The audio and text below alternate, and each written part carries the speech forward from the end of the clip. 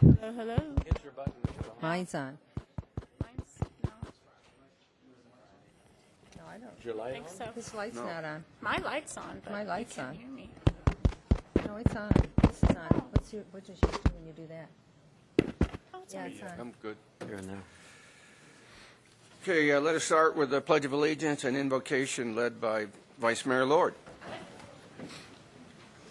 I pledge allegiance to the flag of the United States of America and to the republic for which it stands, one nation, under God, indivisible, with liberty and justice for all. Would you please stay standing and bow your heads? Heavenly Father, we thank you for the gift of people who join hands and hearts in intentional support through physical and financial contributions for the betterment of our community. We ask during these challenging economic times that we do not become part of the if-only syndrome, but keep us focused in our commitment as responsible and trustworthy stewards to our citizens in these changing times. We pray for the families who suffered under the Fort Hood massacre, and we also ask for your blanket of safety placed over our troops serving all over the world. In your name, amen. Amen. Councilmember Antoniak has business this evening. He will not be with us. And Councilmember Souza, although he is recovering now, is still ill, and he will not be with us. Could I have a motion to excuse both of them, please? So moved. Second. A motion from Vice Mayor Lord and a second from Councilmember Cavalier. All those in favor signify by stating aye, please. Aye. Aye. Opposed? The ayes have it. We have no expenditures to approve or ratify. We do have one item for communications, and I'd ask Judy Sotonic if she'd come forward for that.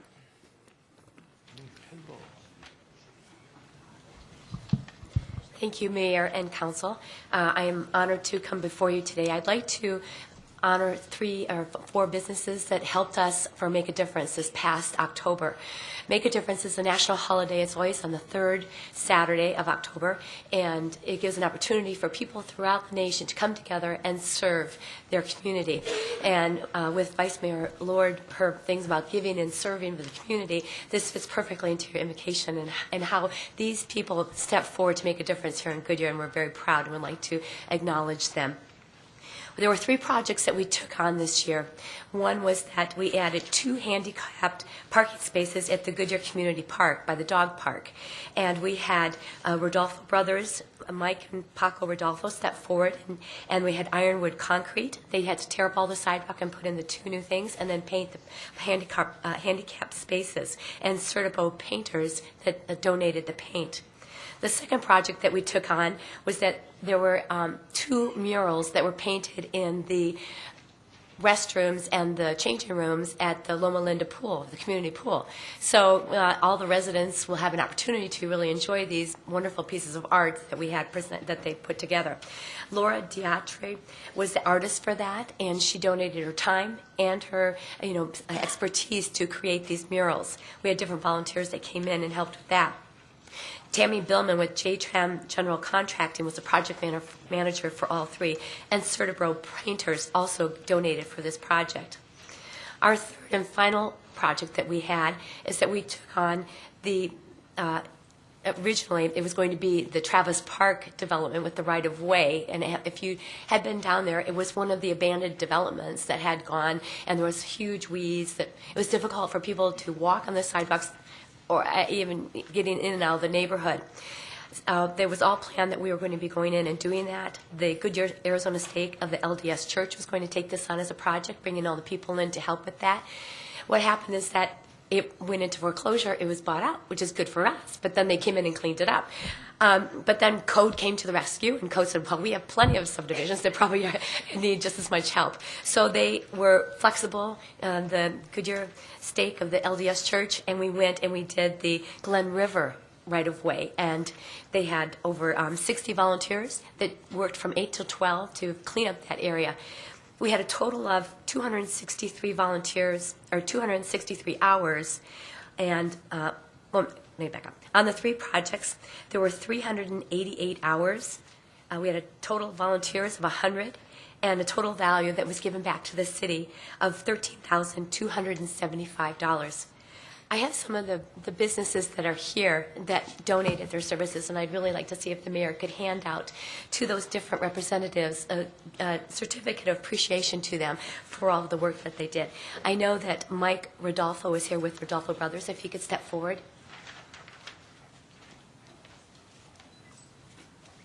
You've always been there, Mike. Thank you.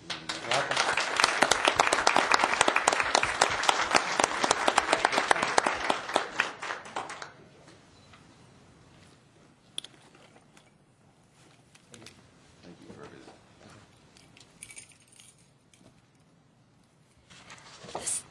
Second business that I would like to recognize is Ironwood Concrete. The two owners, Jim Streetley and Joe Figueroa, are not here tonight, but Mike Speaks, who is here to represent them. I'd like to ask Mike to please come up and accept the certificate. Thank you, Mike. Congratulations. Appreciate your help. Or your folks. Okay? Thank you.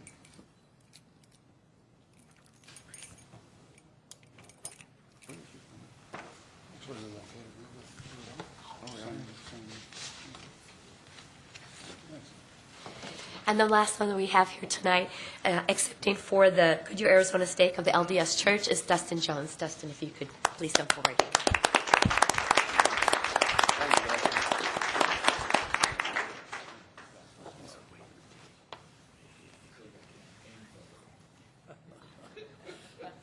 Well, we can be nice to Dustin, huh? Does not say campaign anything. I've done one good thing in the city. Thank you very much for this time. We have these residents and these businesses that have been so generous with their time and their resources. I appreciate you giving them the feedback and the appreciation that they deserve. We are working on a short 2.5-minute slideshow that we're going to have posted on the city website and hope to have that up by next week. Thank you very much. Thank you very much.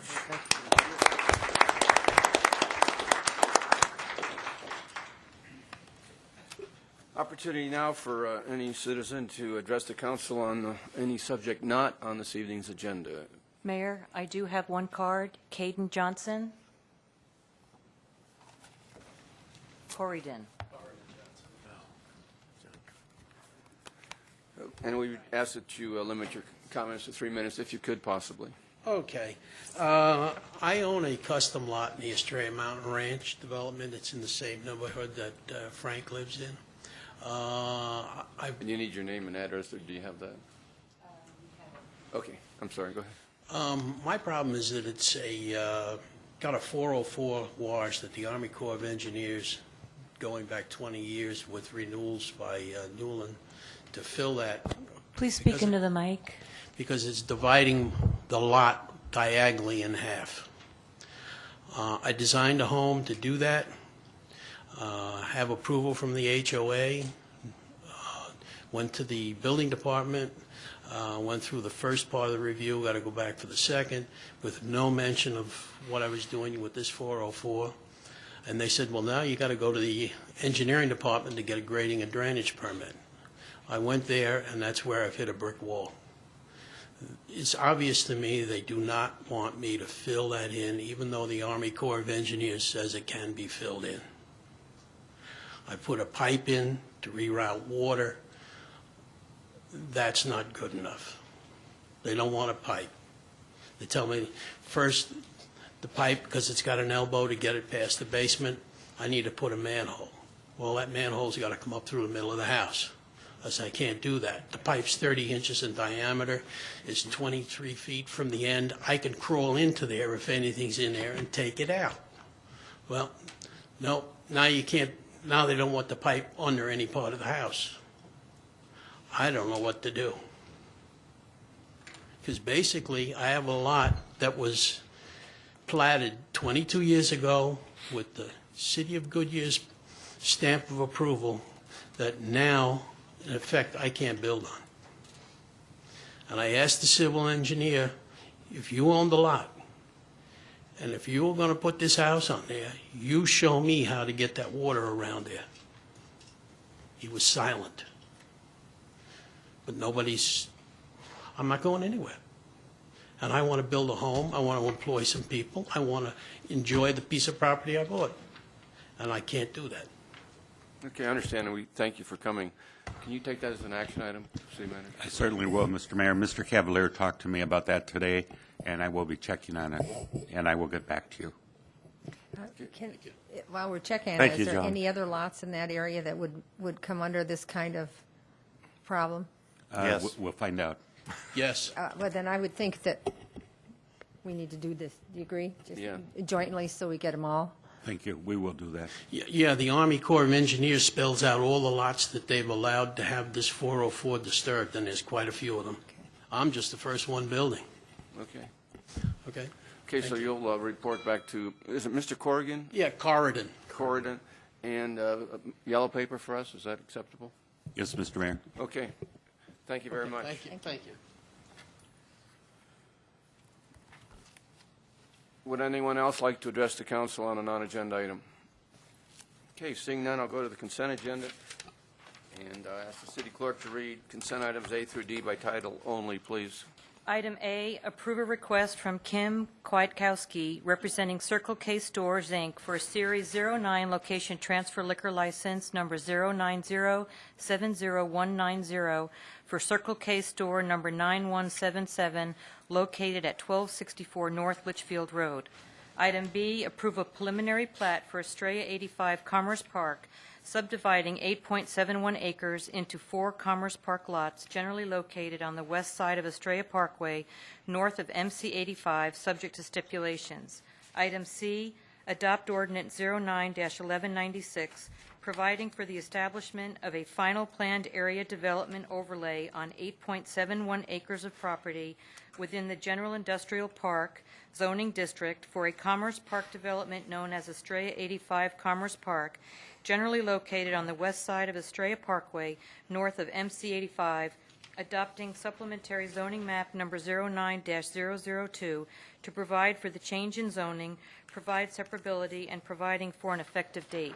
Item D, adopt ordinance 09-1197, extending and increasing the corporate limits of the City of Goodyear, Maricopa County, Arizona, pursuant to the provisions of Title IX, Chapter 4, Article 7, Arizona Revised Statutes, and amendments thereto by annexing 1.3 acres of Old Thomas Road right-of-way from Cotton Lane to Loop 303 in Maricopa County, rescinding ordinance number 08-1150, and providing city zoning designation of agricultural. Okay, thank you. Would anyone in the public wish to remove an item from the consent agenda? Would anyone on council wish to remove an item from the consent agenda? Yes, sir. I'd like to pull item A. Any other? No? Would you pull it for a question, or you want to pull it for No, I'd like to pull it for a vote, please. Okay, all right, then could I have a motion to approve consent items B, C, and D, please? So moved. Second. I have a motion from Councilmember Cavalier and a second from Councilmember Pizzoli. Roll call vote. Vice Mayor Lord, Aye? Councilmember Cavalier, Aye. Councilmember Osborne, Aye. Councilmember Pizzillo. Aye. Mayor Kavanaugh. Aye. Passes 5-0. Okay, we'll now go to the application for a Series 09 location transfer liquor license for Circle K Store, and Lynn. I get to do You- it. Okay. Good evening, Mayor Kavanaugh and council members. The application before you is for a Series 9 liquor license, which is for all spirituous liquor.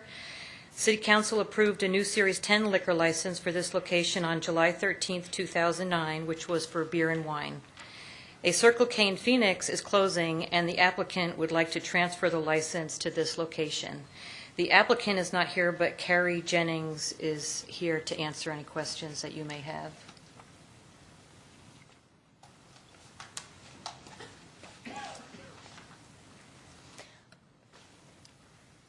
Good evening. Good evening.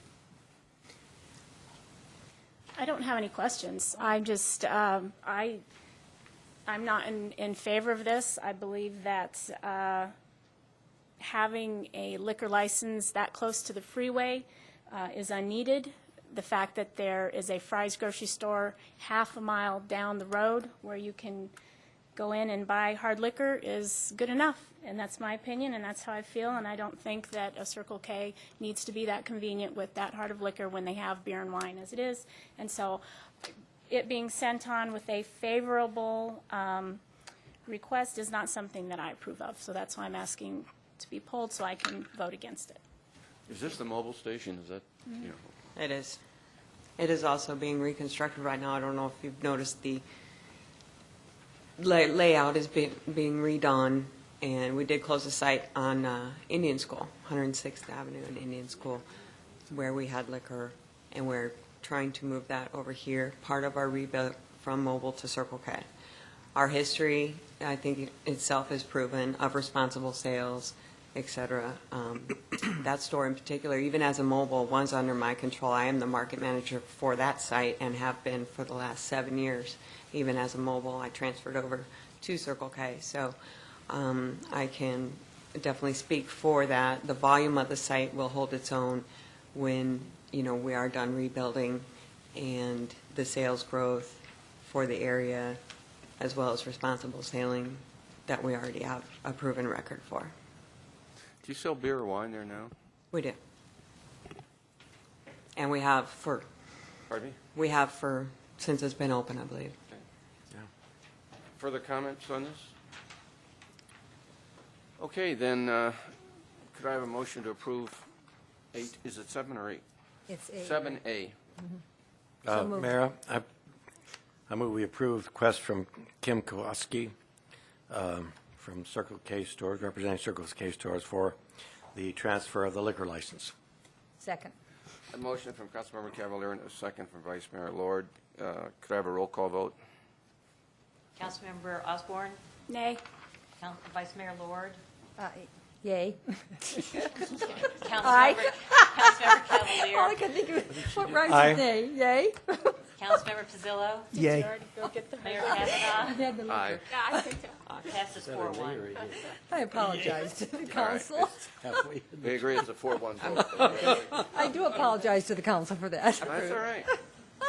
Thank you. Understandable. Thank you. And I'm not drinking. No wonder. Yeah. Not yet. Sometimes. Okay, thank you very much. We'll now move to business, and we'll start with a minor amendment to general plan, and I'll start with a public hearing and open the public hearing. Katie. Thank you, Mayor Kavanaugh, members of the council. The City of Goodyear has initiated a minor general plan amendment for 150 acres that are located along the Bullard Wash between Van Buren and Yuma Road. It is immediately adjacent to the Centera neighborhood south of Skyway Church. The reason for the change is that the current land use designation does not accurately depict the location of the Bullard Wash. Currently, the general plan shows medium-high density residential immediately adjacent to Centera neighborhood, then the Bullard Wash splitting the area, then more multifamily housing, and then industrial land use.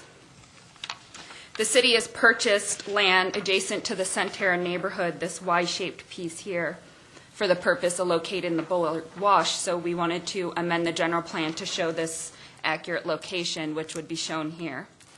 This would put the Bullard Wash immediately adjacent to the Centera neighborhood rather than the medium-high density residential. The city spoke to the adjacent property owners and have altered the land use adjacent to the Bullard Wash appropriately to the property owner's request. And what this would also do would be decrease medium-high density residential by 30 acres, increase the open space by 10 acres, and increase light industrial by 13 acres. In conjunction with the city's amendment, Squaw Peak, which owns the property in the northern part of this amendment, requested that 20 acres of commercial be located at the southwest corner of Van Buren and Bullard, which is right here. That request is consistent with the general plan and the adjacent planned future land uses, so the city accommodated that request and is proposing it along with the city's amendment. A citizen review meeting was held on August 26, 12 residents of the Centerra neighborhood were at that meeting, and the city also received a few emails on the request. The general consensus from the residents that we heard from was concerned with the medium-high density residential, which would be a multifamily type residential, being located so close to the Centerra neighborhood. Their main concerns were how this could affect property values, the buffering of the type of the use, and how they could possibly enter the Centerra neighborhood. The city responded to these concerns that the multifamily, how the proposed multifamily is actually being reduced by 30 acres, and by the realignment of the wash, now the multifamily use wouldn't be accessed through the Centerra neighborhood, which it would be previously, but it'll be accessed directly onto Bullard Avenue or Van Buren Street. Concerns about buffering, access to the wash or the neighborhood are things that can be addressed during the zoning process and site planning process. So the city does recommend approval of the request as you see it, with the 30 acres of medium-high density residential remaining on the land use plan. The Planning and Zoning Commission recommended approval of request by unanimous vote of 5-0, and staff does recommend adopting Resolution 09-1342. That concludes staff's presentation, and I can take any questions you might have. Okay, thank you. Opportunity now for public. Do we have any comments from the public on this subject? Okay, seeing none, I'll close the public hearing and ask the clerk to read the resolution by title only, please. Resolution 09-1342, approving a minor amendment to the Goodyear General Plan 2003-2013 to amend the planned land uses for 150 acres of land generally located along the Bullard Wash between Van Buren Street and Yuma Road from medium-high density residential, light industrial, and open space to medium-high density residential, light industrial, open space, and community commercial, and providing for an effective date. Could I have a motion to approve the resolution? Motion to approve? Second?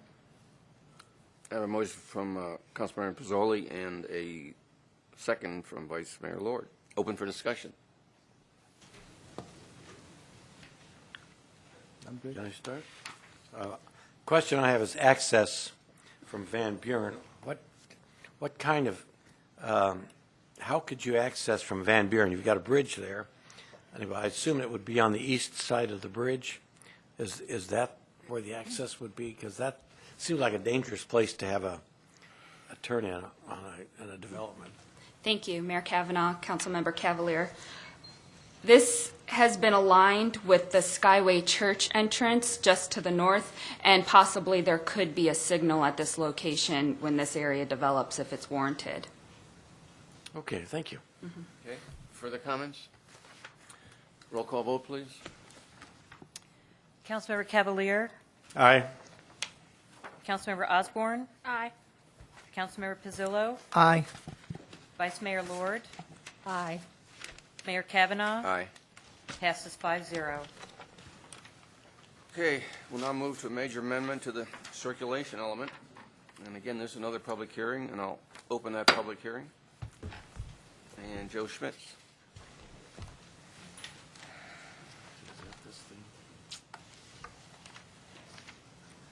Good evening, Mayor and Council members. If I could have the PowerPoint presentation, please. There we go. As you noted, this is a proposed major amendment to the general plan. This is the only major amendment case that was filed this year, and it was filed by the Community Development Department to address and make certain changes to the circulation plan, which is Chapter 3 of the general plan. The circulation plan or roadway functional classification plan only addresses the following street classifications: arterials, major arterials, scenic arterials, parkways, and freeways. And while I know you're probably familiar with these already, just in case anyone in the audience isn't, the arterial, it typically has a 4-lane section with a median and 110 feet of right-of-way. The major arterial has 130 feet of right-of-way and can accommodate a 6-lane section. The scenic arterial has an additional width of 150 feet of right-of-way to allow for additional landscaping. And then the parkway cross-section is a 200-foot right-of-way that can accommodate 6 to 8 lanes and also has a wide median that, in keeping with the Arizona Parkway design that has been promoted by MAG, can accommodate indirect left turns. Freeways we leave to the discretion of ADOT, so we don't have a typical section for a freeway. There were a number of changes proposed. They fall into these 4 categories. We proposed changes to some roadways on the map itself, where we may have changed roadways' functional classification or the roadway's alignment, or even in some cases we changed the roadway's name. And there was instances too where we added alignments in that were missing or reflected more recent studies that had been completed, such as the MAG I-8, I-10 Hidden Valley Transportation Framework Study. We also made some changes to the map legend. We made an addition to the text of the Chapter 3 to add language pertaining to the Arizona Parkway concept. And then we also added some disclaimers to the map. You may have noted these. There's 2 disclaimers. One is that the roadways shown outside of the municipal planning area reflect what adjoining jurisdictions have adopted, not necessarily what we recommend. And then secondly, that the lines on the map are generalizations and that they are subject to change, particularly once additional environmental and engineering studies are done. There's a total of 41 changes proposed on the map itself. We broke the city down into 4 areas. The northern planning area has 2, and that's from I-10 north. The central planning is I-10 to the Gila River, and that has 6. The southern planning area has 21, and that's from the Gila River to Patterson Road. And then the Sonoran Valley planning area has 12. That's from Patterson Road to the southern end of the planning area south of Mobile. So if I could, I'm going to try to run through these quickly. I know you've had a chance to read them, so I won't elaborate on them too much.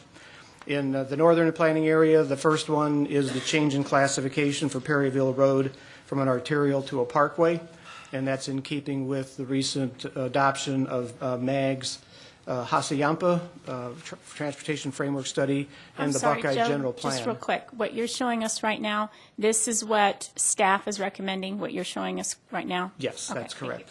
And at the end of my presentation, I'll talk about what the Planning and Zoning Commission recommended and how they differed. But what we're currently going to be voting on, unless whatever we change, would be what you are showing. Right? Yes, Okay, Councilor Osborne, that's correct. Item 2 is a change in classification for Camelback Road from an arterial to a major arterial. We have been developing Camelback as a major arterial, and that also is consistent with what the City of Glendale has designated it in their planning area to the north. In the central planning area, item number 3 is simply a repeat of the Perryville Road Parkway classification. Items 4 and 5, we deleted a proposed transportation corridor that ran along Broadway Road, which at the time was thought to be the approximate location of the future State Road 801. We now know of a little bit more about the potential alignment, and so number 4 reflects that alignment as closely as we can to what's being considered by ADOT. Item 6 is adding a new alignment for the Loop 303. That is actually to make it consistent with the segment that we adopted a couple years ago that runs around the west side of the Rubbermaid plant, or the former Rubbermaid plant. Item 7 is a change in classification for a freeway to a major arterial on Cotton Lane, since that would not be considered a freeway at that point.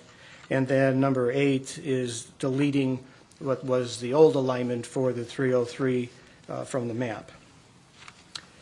The southern planning area, item 9, is a parkway designation from Major Arterial Parkway for Rainbow Valley Road. Item 10 is a change in classification for Willis Road to a major arterial. Items 11 through 16 are actually kind of a group of changes. They reflect a change of classification for Tut Hill Road from an arterial to a major arterial, primarily because of its connection to the north with a bridge across the Gila River and its potential connection to the south to the Hassayampa Freeway, where there could be a traffic interchange. The second change is a change in the alignment where the number 14 and 15 are shown. That shows the curve as it's currently proposed. That curve had occurred north of Queen Creek Road, and it's been adjusted to the south with the cooperation of the property owners.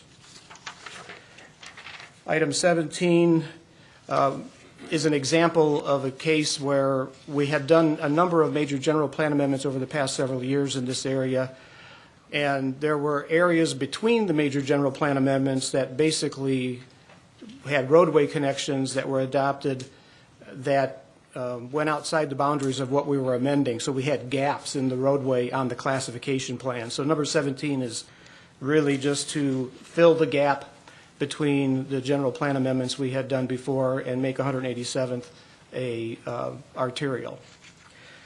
Item 18 is the proposed change to extend the connection of Queen Creek Road half a mile west of Rainbow Valley Road over to Rainbow Valley Road and curve it slightly to the south to avoid the bridge structure. We had looked at that connection, probably has been looked at more than any other connection in the past several years in different shapes and forms, and it was felt that this connection would be the best place to make it to provide access to the properties to the west, and is expected to carry a fair amount of traffic. That one I'll touch on a little bit further in the presentation because it was one of the areas that the Planning and Zoning Commission made a different recommendation.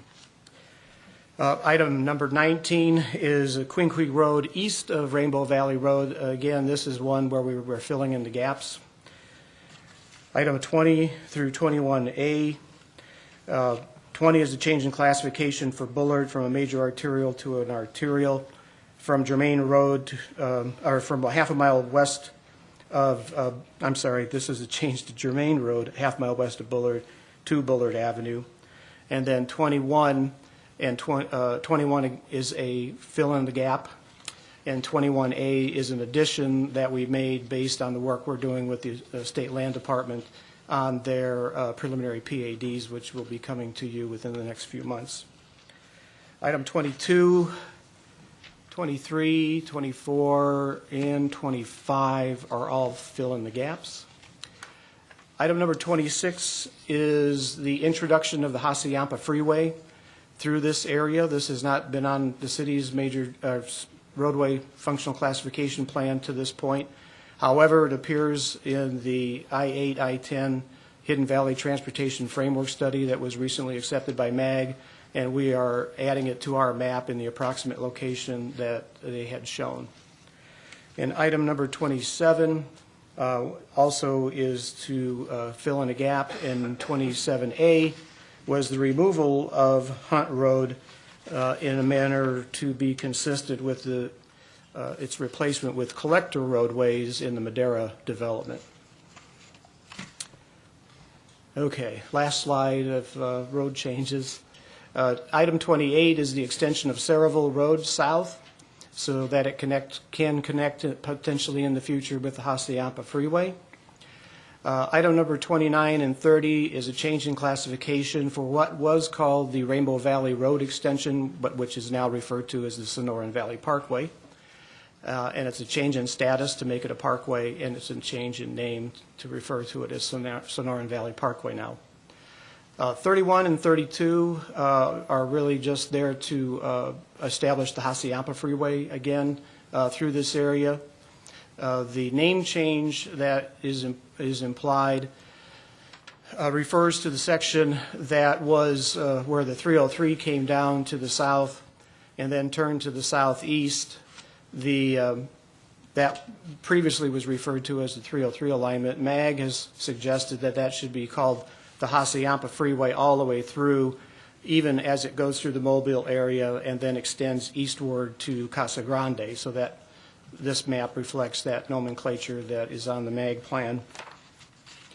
Item 33 is a change from a major arterial to a parkway through the Amaranth area, same as the case with 35. The Amaranth project had major arterials that could be considered parkways, so this is consistent actually with that plan. Item 34 is the addition of a parkway along the county line, which was included in the MAG plan. So we added it to our map, even though the majority of it would probably be in Pinal County on the other side of an electric power line that runs along there. 36 is a change in classification for Mahalia Road from a local street to an arterial. And 39 is the addition of a major arterial that would extend to the east and align with what is referred to as Farrell Road in Pinal County, which is the road that they have designated as a major arterial that would carry further to the east. Oops, I skipped 37. 37 is the Hacienda Freeway extending southeast out of this area. And then 38 is the redesignation of the spur going south to refer to as the Loop 303 spur. We held citizen review meetings in August. We had four of them, three in northern Goodyear and one at the Mobile Elementary School. We had over 75 people attend those meetings. We had the first of two Planning and Zoning Commission meetings in September, and a second public hearing was held in October. Now, the Planning and Zoning Commission recommendation differs from the staff recommendation on 2 points. Item number 18, which involved the Queen Creek Road alignment. The commission recommended that the alignment be changed back to what was referred to as its original alignment, as it had appeared in previous versions of the general plan, where it would run along the west side and the south side of the 160 acres at the southwest corner of Queen Creek Road and Rainbow Valley Road. And the second recommendation was to shift the alignment for the Hacienda Freeway to the east, off of private land and onto state land. Now, this is a side-by-side comparison on this slide of the recommendation that was originally made by staff for item 18, and then the one on the right is the Planning and Zoning Commission recommendation for it to run down the west side and the south side. We've added some dashed lines to reflect the fact that as an arterial, it should probably have curves introduced into it instead of having right angles. So that is a change that we made to clarify that alignment.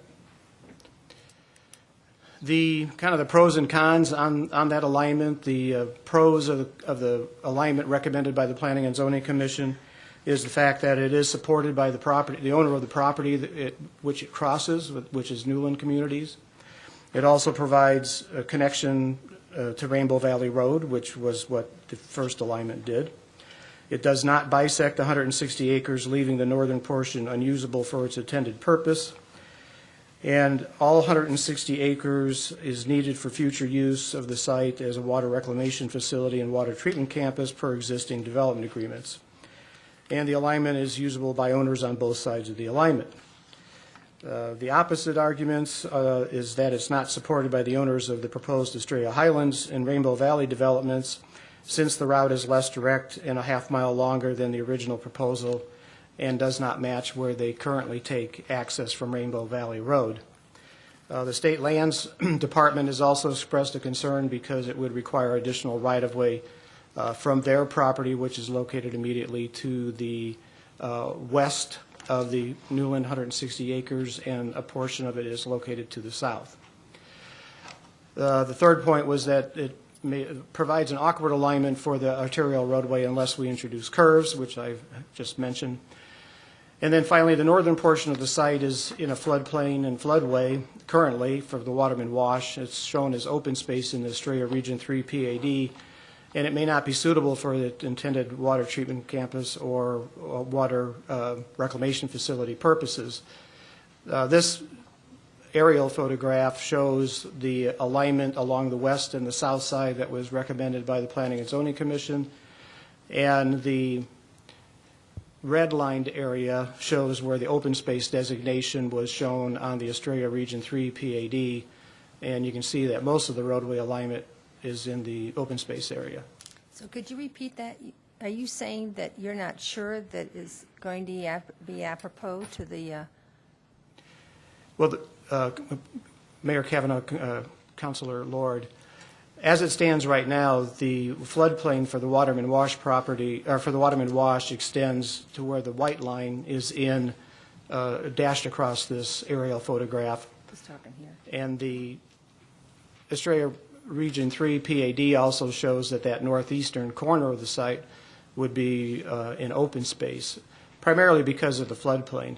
Now, it's anticipated that over time, the Waterman Wash may become channelized and the actual floodplain will get reduced to approximately where the blue lines are on the map, too. So I want to make sure that that's clear. So we would be approving something we really don't know is going to be. Is that, I mean, it's before us to approve something or disapprove of it, but some of the elements within it, we're not sure about those.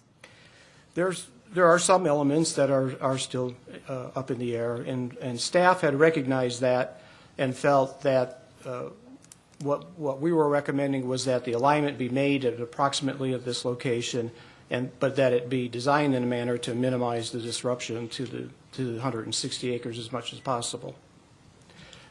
This shows the open space plan from the Australia PAD, which, by the way, is also on your agenda for consideration tonight. The second recommendation that the Planning and Zoning Commission made was with respect to the Hassayampa Freeway alignment. The slide on the left is where it was shown initially by the staff proposal, which basically corresponds to what was shown on the Hassayampa Transportation Framework Study. The Planning and Zoning Commission heard testimony from owners of the property in the area immediately, well, it's the parcelized area that the original alignment cuts through. And so the Planning and Zoning Commission recommended that the alignment should be bowed as much as possible to avoid that private land. And so the slide in the middle is the best representation of what that would look like. And then the slide on the right, it's denoted as the Arizona State Land Department recommendation.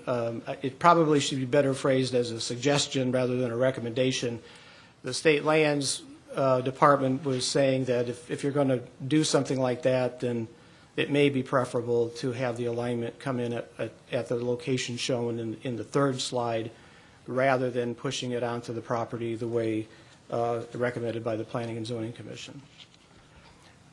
The pros and cons of this alignment, it does move it off of private land onto state and federal lands, and it keeps the freeway-to-freeway interchange in the same location as originally proposed in the Hidden Valley Transportation Framework Study. It appears that the P&Z alignment, though, is not supported by the state lands because of the potential impact on their property, doesn't conform to the MAG study alignment, which, by the way, was set to be about 1 mile off of the Sonoran Desert National Monument, not so much as to be a buffer from the monument, but to allow a corridor to remain that could be used for future transportation routes, such as additional power lines and additional gas lines that are, some of which are currently there already. And then lastly, it introduces some curves into the alignment that may not be feasible once it gets to design. So the staff recommendation, if I could sum all this up for you, is to adopt the major amendment to the circulation element as originally proposed. And the resolution that you have in your packet has an exhibit attached to it which matches the original recommendation. If the council wishes to adopt any or make any motion to approve what was recommended by the Planning and Zoning Commission, then we would ask that you specify those changes to be made so that we can make the appropriate changes to the attachment to the resolution. I did distribute to you a letter from an adjoining owner, which I should have said before I got to the end, regarding the Hassayampa alignment. It's the owner of the property immediately south of where the Hassayampa would connect to the 303 in the State Land Department slide. There's an owner of the property immediately to the south. They have about 700 acres, and they said that they had no objection to that realignment. So I wanted to point that out and make sure that got in the record. And then lastly, I just want to make note, as you may already be aware, major general plan amendments require a 2/3 vote of the City Council for approval. And so a 2/3 vote would mean 5 out of 7 council members voting in the affirmative. And so with 2 council members missing tonight, it would require for any motion, affirmative motion to pass, would require essentially unanimous vote of all present. So I just needed to point that out so that we keep that in mind. You can ask. 2/3, you said? 2/3 of 7, which means 5 out of 7. All of us have to vote. How about 4 out of 5? It's based on the total number of members of the governing body, not those present, Can you pull out? not just those present.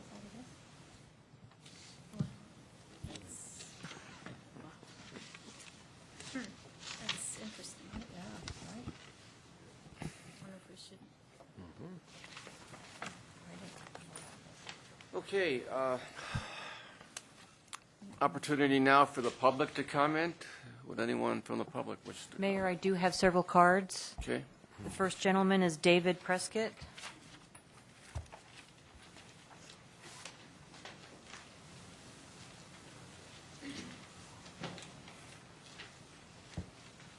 Can we have this section that we're talking about? Good evening, Mayor, council members. My name is David Prescott with Newland Communities. We're at 2850 East Camelback Road, Suite 300 in Phoenix. I am here to talk to you about item number 18 of the presentation that Joe just gave to you on the circulation. I object as representative of Newland Communities to this realignment of the existing general plan alignment through our property. And also, as noted, the Planning Commission also did not agree with this realignment. Before I talk, I'd like to hand out a little presentation to each council member. David, we're still in a 3-minute rule here, I'm afraid. You're not here as an applicant. I'll be done in 3 minutes. Just so the audience knows, this is the information I'm going to be presenting, talking to on the city council. And if I can, well, I guess I'll just leave it like it is. Okay. First of all, number 18 is identified, highlighted in yellow. It's number 18. It's Queen Creek Road on the southwest corner of Queen Creek Road and Rainbow Valley Road. That's the property I'm talking about. We started working on that property where we have the existing water and wastewater reclamation facilities planned on the year 2000. We did an engineering analysis. We identified 3 different water reclamation plants. They were all smaller. The city staff asked us to go back and make a larger one. We came back and we identified this particular site located on this corner, and we went through the analysis, and that analysis cost us $250,000. Then in 2002 through 2003, because we had selected a site location, we went through and did a MAG 208 application and got approval through the county. That is a federal requirement to site locate this water reclamation plant. That cost us $10,000. Then on September 8th, 2003, we went through and had a zoning case with the city council to rezone the property for the water reclamation plant, and that was approved in, like I said, September 8th, 2003, and that cost us $10,000 to do that zoning case. And then we hired CMX to go through and do the design of the property, and that's the basic design of the water reclamation plant with the noise and odor easements. Then in May of 2005, we entered into an agreement to purchase the property from SNNP, and our purchase, based on the overall purchase of the property, was $450,000. Then on September 12th, 2007, City Council approved a general plan amendment to the circulation general plan. Right now, that alignment runs along the west and south portions of our property, and that is the current general plan. There is no other general plan. That is the current general plan alignment for Queen Creek Road. Then in February, 5 months later, City Council entered into a development agreement with Newland Communities and SunNP to do a 20 million gallon per day reverse osmosis water treatment facility. This is a copy of the agreement, and that also includes 150 acres of brine beds on this property. That's what the agreement calls for. Then that development of that reverse osmosis facility would cost $14 million. Then in July of this year, the city comes in with an application to put an arterial street across our property. I've continually objected to this. I've had meetings with staff. I've provided all this information. This is the alignment that was identified. If we went through and had built this alignment right here, 1 mile of this road runs between $5.8 and $8.9 million because of the sizing of the water and sewer facilities, because you're this close to the treatment plant facilities. And we would be responsible for half of that cost just for this section of road. And I guess the last point I'd like to make, or a couple points, is this alignment was proposed as an alternative alignment, and contrary to the staff report, we have talked to the State Land Department, and the State Land Department has no problem with realigning this road across their property to the south side of our property instead of doing the right turn, left turn, whatever, curving the road just like they had proposed. So the State Land Department doesn't have any problem. The only thing they mentioned is that they would like to see this as a major collector road, not as an arterial, because the projected average daily traffic count is only 19,000 cars a day, and that was based on a traffic study they did, and we paid $179,000 for a regional traffic study. We did that. I guess the last thing I'd like to bring up is when we're doing the Rainbow Valley policies, we got Greg Bailey, which is my boss, got an email from John Fishbach, who is the city manager, and basically I'll read this quote. It says, "We," is referring to the city, "we will honor commitments we have made through previous development agreements with Newland." And I guess that's what I'm asking you to do, is to stick by the development agreements we have in this property and reroute this road around the 160 acres. That's all I have to say. Okay, thank you very much. Second speaker is David Sawuski.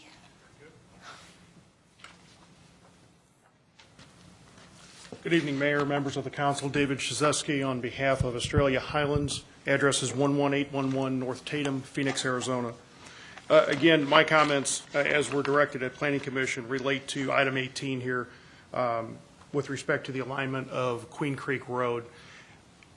As we discussed at Planning Commission, we fully support staff's position for the alignment of Queen Creek Road as it aligns, as shown here, really for two separate reasons. One, if we step back from impacts on properties, be it the Australia Highlands development or the Newland property, just in terms of general planning and what makes basic sense from a traffic flow standpoint. In the long term, as stated in the staff report, this intersection is planned to carry about 39,000 cars. And so what was originally proposed and what David Prescott had mentioned was a realignment of the road that would come, again, southward and westward and then tie back into Rainbow Valley Road. And while I'm certainly not a traffic engineer and not a structural engineer, road engineer, it simply doesn't make any good sense to me to bring traffic over 1.5 miles out of the way to align with the road and then head back northward. In lieu of the design that staff is proposing here, and as shown in this bluish-greenish line, is a rough graphic depiction of what I'll call the eastern leg of Queen Creek Road. When you look at this alignment and the alignment proposed here by staff, this is not dissimilar than a basic off-ramp you'd see on an interstate, where you would have a deceleration lane or an acceleration lane onto the arterial road crossing over the bridge alignment. These distances here are about 250 to 300 feet from the bridge. Obviously, all those distances and the length and the size of the bridge and everything is yet to be determined because it needs to go through a design phase and through an ultimate traffic study and road design here. But again, just conceptually, for me, it doesn't make any sense to route 39,000 cars on a long, circuitous route to get to what's going to be a major arterial road of Rainbow Valley Road. With respect to the effect on the Newland property, when looking at what I have highlighted here in pink, the routing of the road, this is a half-street improvement along the western and southern edges of the Newland property. This takes up about 6.3 acres of right-of-way, approximately. In routing the full half-street, or the full street width in this alignment here, this calculates to about just slightly over 6 acres, 6.06 acres. David had mentioned at Planning Commission that based on previous development agreements and agreements they've made through and with the city for the water treatment facility and the brine beds here, they really need every inch of property to accommodate this proposed development. And specifically, the one development agreement talks in terms of 150 acres of the 160 acres for brine beds.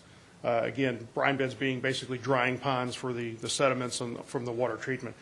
That, the alignment of this road here, in that it lies within the floodplain area, and as David noted on about the second slide he put up, that their proposed water treatment facility sits approximately here. Again, I struggle with the fact that this will greatly impact the proposed water treatment facility because it does require, again, less right-of-way. And again, when we all step back, I think this provides for a much smoother flow on the long-term basis growth in this area. And so with that, I'd ask for your support of staff's recommendation for the alignment of Queen Creek Road. Okay. Thank you very Thank much. you. Jack DeBlasi.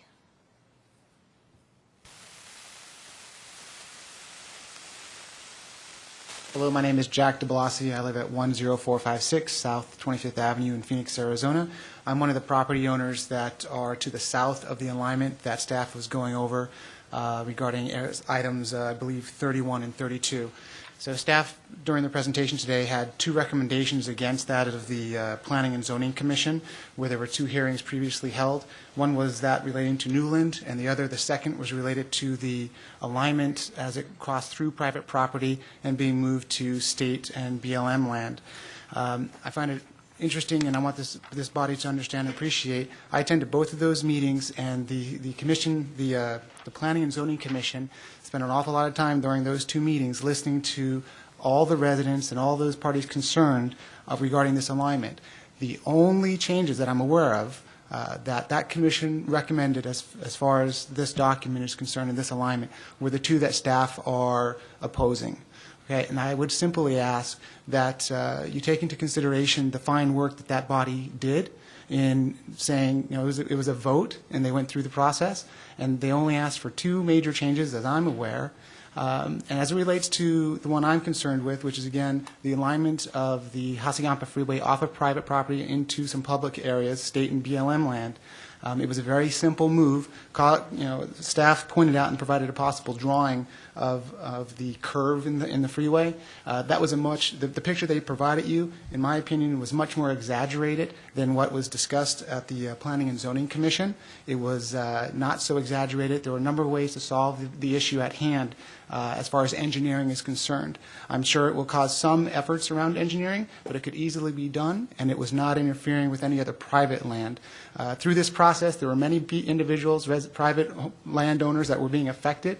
This is one of the only, if not the only, one that body approved, and they did so realizing that it, again, was one of the only areas in which there was public land that would easily facilitate and accommodate the alignment of the Hassayampa Freeway. So I simply ask that this body upholds the commission, the Planning and Zoning Commission's fine work. And to be clear, it was not it wasn't a short conversation. It was very long and detailed, and a lot of pointing at maps, as you've pointed out. We only have 3 minutes here.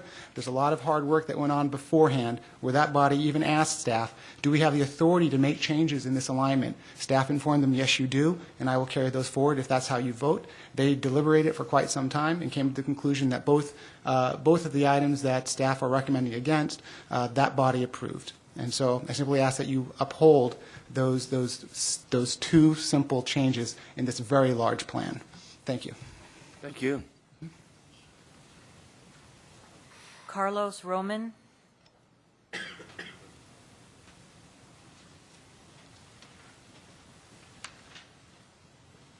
Hello, I'm Carlos Roman, and I live at 7353 East Sage Drive in Scottsdale. I'm a property owner in the south area talking about items number 31 and 32 on the second point of the recommendation to move the alignment off of private property and into public land. And again, just supporting the recommendation to move it out to public land. It's a simple change that would not impact our property values in the long term. That's it. Thank you. Thank you. I don't have any other cards. Okay. Anyone else like to speak? Aren't there, Mayor? Go ahead.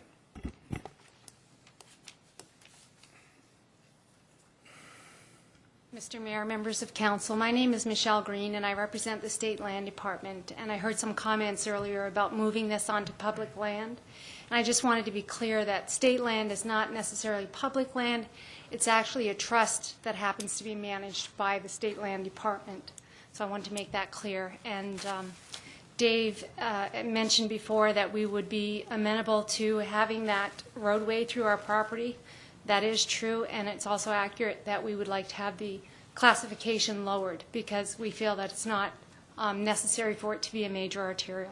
So we are supportive of that. And how long does that process take? I'm sorry? How long does that process take when Which process? When we come to state land becomes involved? Does it elongate the process of what the developer has to go through, or? Absolutely. Our process What at kind of this a time time is frame? 12 to 18 months at the moment, so it's a very lengthy process. Michelle, you're talking about 31 and 32, Yes.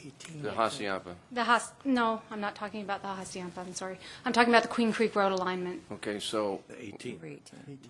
what are you saying that you would agree with? Because I've seen a couple different Right. maps here. We're not all that caught up in the detail of the alignment. That will come later in the process. So any alignment that gets Newland Communities, their water reclamation facility, that they've had planned and have an agreement on, that meets the needs, the traffic needs of the area without placing an undue burden on the trust, because we don't want to have an unfair portion of the arterials on our property if they're not going to serve the traffic needs for the area. Now, in 31 and 32, there was three charts, three maps you showed us. The one on the far right, is that, were you talking DOT or state? No, you're talking state land. Do you have any problem with that? No, the one on the far right was an option that, Joe had mentioned that there was some concern about the alignment, and he asked me if we would consider that middle alignment, and I thought that configuration really didn't work that well, and that I thought perhaps this new configuration might work a little better. It was just something that we kind of had a quick conversation about.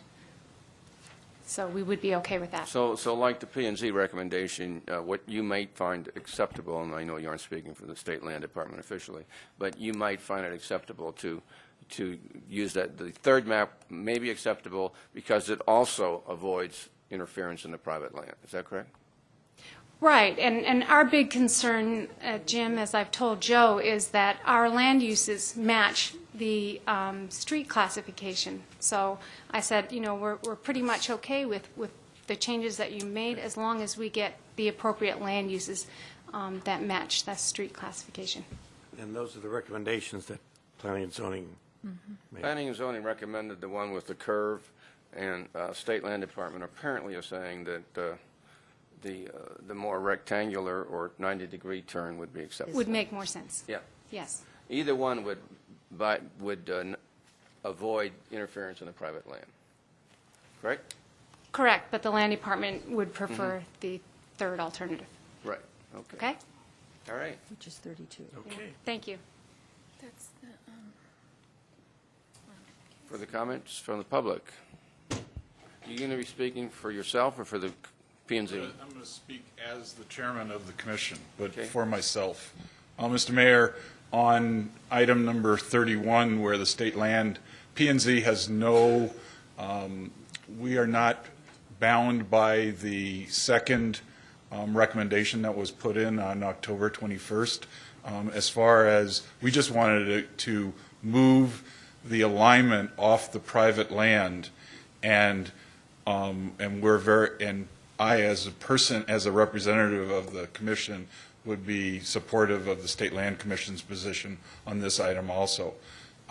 Moving back to item number 18, we feel very strongly, and I believe that I can be speaking for the commission on this item, that running the road alignment, the Queen Creek road alignment through Newland's water treatment facility is not the proper way to deal with this, because we've had 8 years of planning that this water treatment facility is going to be there. It's been zoned and everything else, and now all of a sudden we're coming up and saying that we're going to run a road through the middle of it. And even if they get the same amount of acreage, they're still going to have to run water tunnels under the road so they can use the northern acreage, and it would just increase the cost of the water treatment facility if they're going to pump brine into that same area. Thank you very much. Thank you. Further comments? Okay.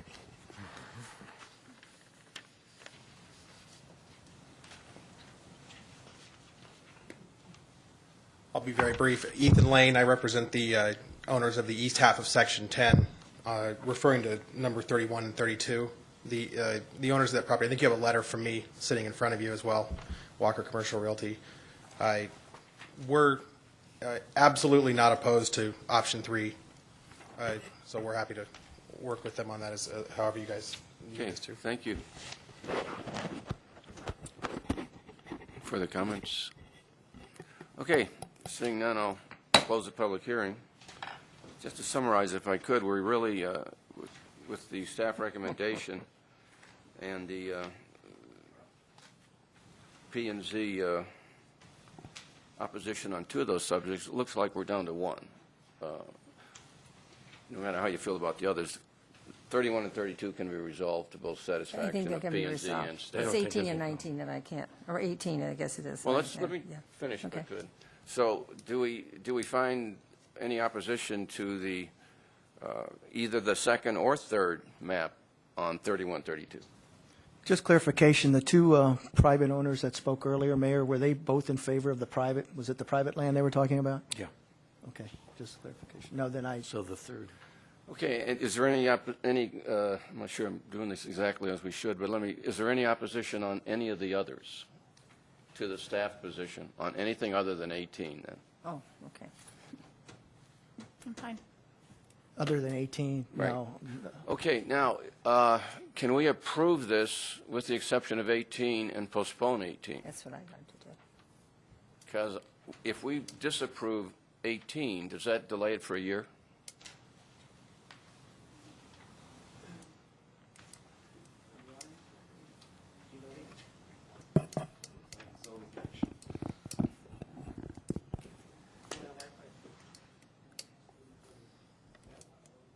Why would we want to delay that? I think we're going to have differing views. And On if it's 18? anything other than unanimous, it's a That's true. you know,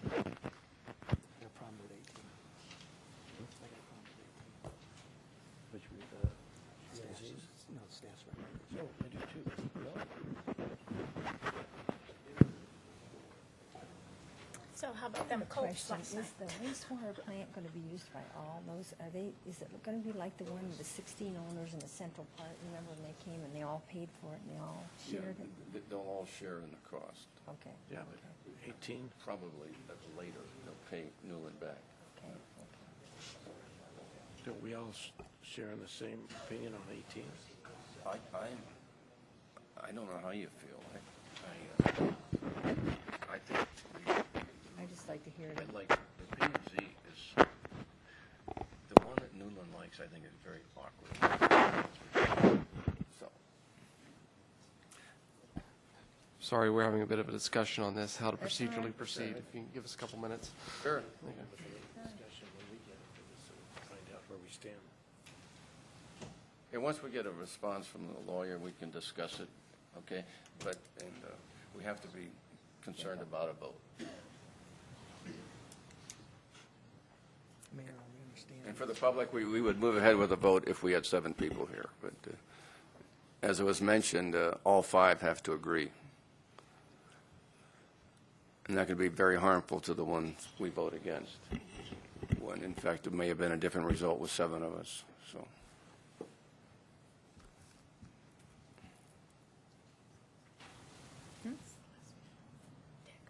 I'm sorry.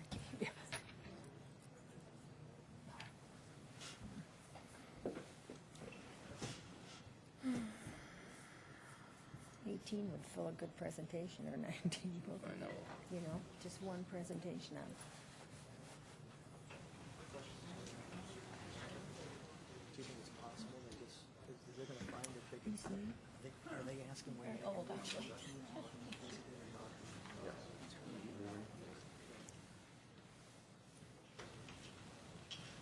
I don't think there'd be a need for it. Is there a year? Oh, is there a year? Oh, I got you. Okay. Yeah, see, if we vote it down, we can't come back for a year. Oh, I got you. Okay. But if we vote for everything else and then delay that for another time, they can come back next week or anytime they want. So it's a procedure issue. I don't think there's a problem. I think we're all thinking the same. I have my team members. At least I really like that. Also, I have a meeting with those parents that you want to give. Yeah, we did kind of deal with that whole thing. That's all right. You know, it's not electronic, right? Yeah, it's at Mikhail's. It keeps spelling it wrong.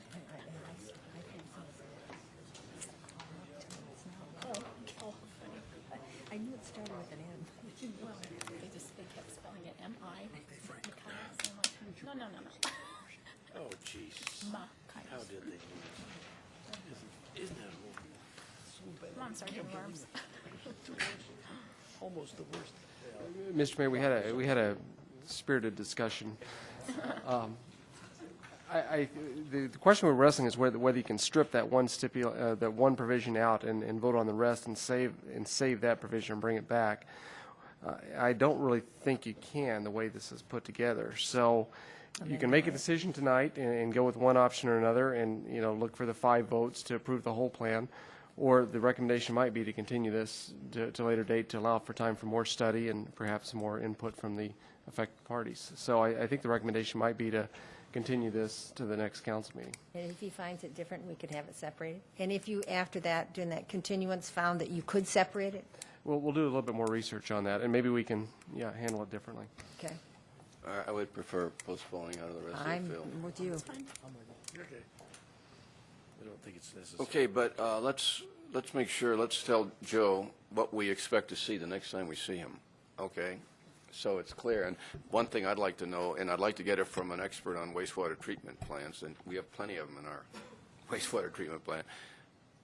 Looking at this site, does the roadway as envisioned by the staff, does that really countermand the use of that parcel for wastewater treatment? Does it eliminate that opportunity and that use?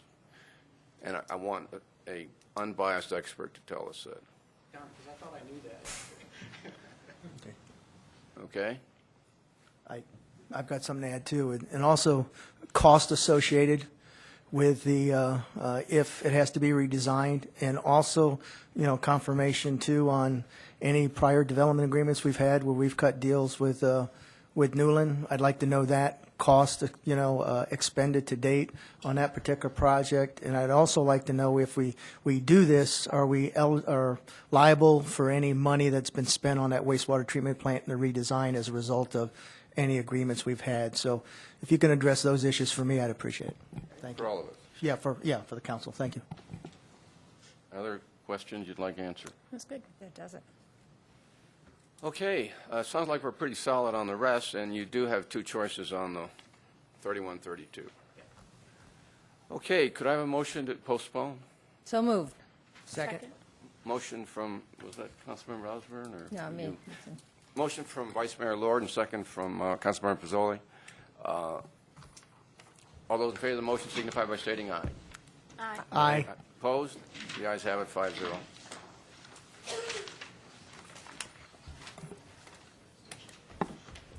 Thank you.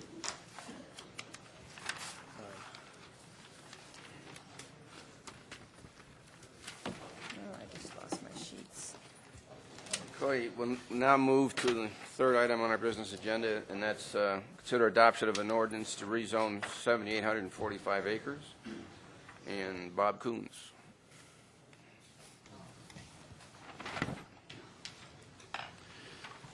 Thank you, Mayor, members of the council. This is a request to rezone 7,845 acres to the preliminary PAD zoning district for the proposed development of various residential and non-residential uses within the master plan community entitled Estrella Region 3.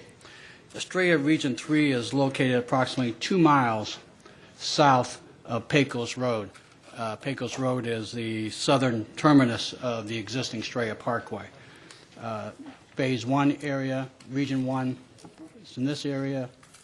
Pecos Road again is here, and then future Phase 2, and this is Region 3. So this is in the southern portion of the Estrella development. The area under consideration in this preliminary PAD application was previously referred to as Hidden Valley. In 1987, the City Council approved preliminary PAD zoning for approximately 8,500 acres within this Hidden Valley area. In 1988, the Council approved final PAD zoning for a northern portion of it. The remaining 6,900 acres, now referred to as Estrella Region 3, a great portion of it currently contains preliminary PAD zoning. So for that portion, we're actually amending the preliminary PAD that was previously approved. 157 acres of the request for Region 3 has actually final PAD zoning or PFD zoning, and that actually happens to be the 157 acres you just talked about. That's the Newlands property that's at the site of the wastewater treatment plant. And then an additional 943 acres since the approval of the Hidden Valley preliminary PAD has been purchased by Newland and Sun MP, and then that's being included. So this is a combination of zoning from amending a previous preliminary PAD and adding some additional acres to it. The previous Hidden Valley preliminary PAD contained a mix of residential, commercial, office, industrial, open space uses. It had proposed a total of 42,000 dwelling units at a density of 4.94. In November of 2007, the Council approved a major general plan amendment for Estrella Region 3 that established the land use pattern for this area. The proposed land uses, the residential densities within Estrella Region 3 preliminary PAD are consistent with the land uses in the adopted general plan.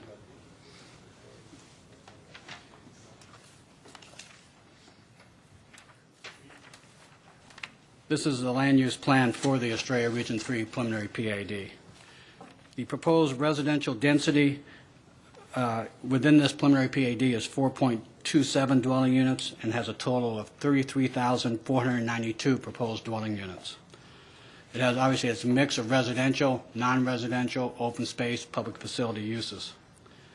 The proposed density within this Region 3 is less than the previously approved 42,000 dwelling units and density of 4.94 that was approved in the Hidden Valley preliminary PAD. As you know, the city currently has inadequate public safety facilities and services within the area to serve Region 3. Also, Region 3, like remainder of the Rainbow Valley area, lacks other basic infrastructure at the current time and other services such as wastewater, streets, and water that are necessary to support the development. As such, the development will be required to provide these services by constructing and or funding all necessary facilities and also by funding the cost associated with the operation and maintenance of these facilities.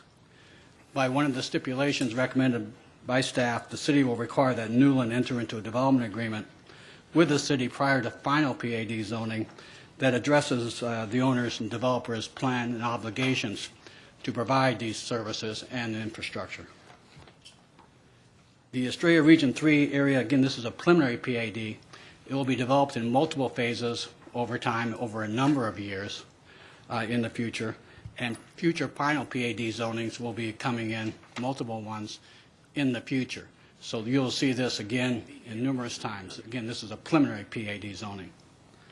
The Planning Commission and staff are recommending approval of the preliminary preliminary PAD zoning, subject to 16 stipulations.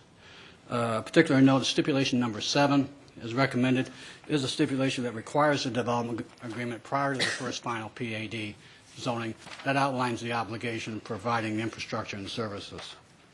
Stipulation number 16 would require the circulation plan for Estrella Region 3 to be consistent with the council's action when you do take one, because you delayed it tonight, relative to the circulation plan. As was previously noted, a portion of this preliminary PAD is within the area of Queen Creek Road. The applicant's proposed plan is basically consistent with the Commission's recommendation. If council takes action that is different than the Commission's recommendation or staff's recommendation, we've included stipulation 16 basically says their circulation plan will be consistent with council's final action on the circulation plan that you just discussed. And when you take that back up, this plan will need to be following it. So we believe you can take action tonight, even though you delayed action on the other one, just by that stipulation saying their circulation plan will be needing to be consistent. So with that, that concludes my presentation. I'll be happy to answer any questions. And the applicant and their representatives are also present. Okay, then, would the applicant like to speak? Thank you, Mayor, members of the council. Ed Bull, 702 East Osborne. As you know, this property is in part owned by Newland. It's in part owned by Sun MP. We appreciate the recommendations for approval from Commission and staff.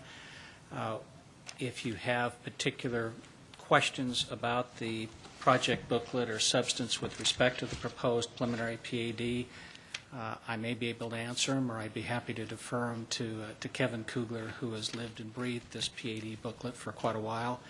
I also know that David Prescott, on behalf of Newland, wants to visit with your council some about stipulation 16. But bottom line, we're comfortable and appreciate the recommendations for approval on this preliminary PAD, which, as Bob indicated, is in some respects a down zoning with respect to reduction in density and so on and so forth.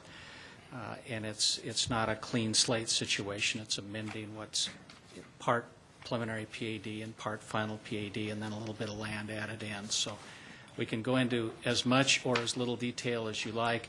But again, it's something that we know that staff spent a good bit of time with, the Commission spent some time with, and we certainly appreciate those recommendations. So if you have questions of me, I'll try to answer them. Otherwise, I'll defer to Kevin, and certainly David wants to talk with you about stipulation 16, if he may.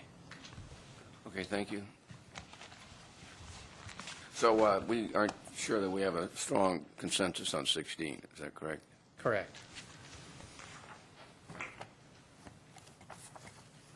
Thank you, Mayor, members of the council. Do I need to give my name and address again?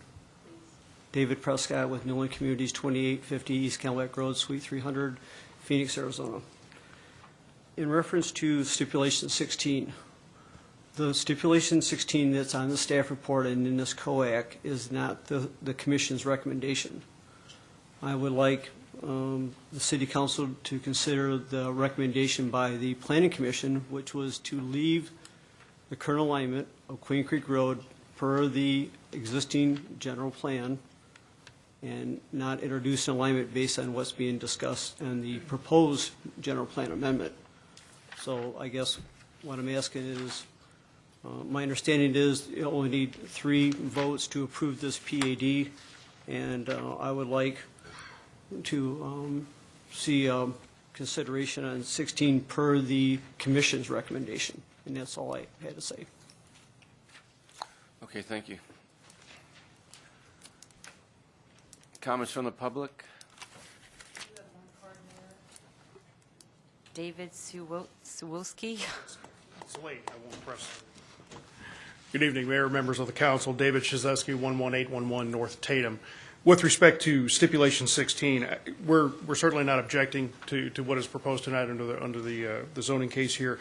I would request that stipulation 16, or at least some version of stipulation 16, be kept in this ordinance, again, in that you have not taken action on this major road classification amendment, and that this property will be affected by whatever that ultimate action is.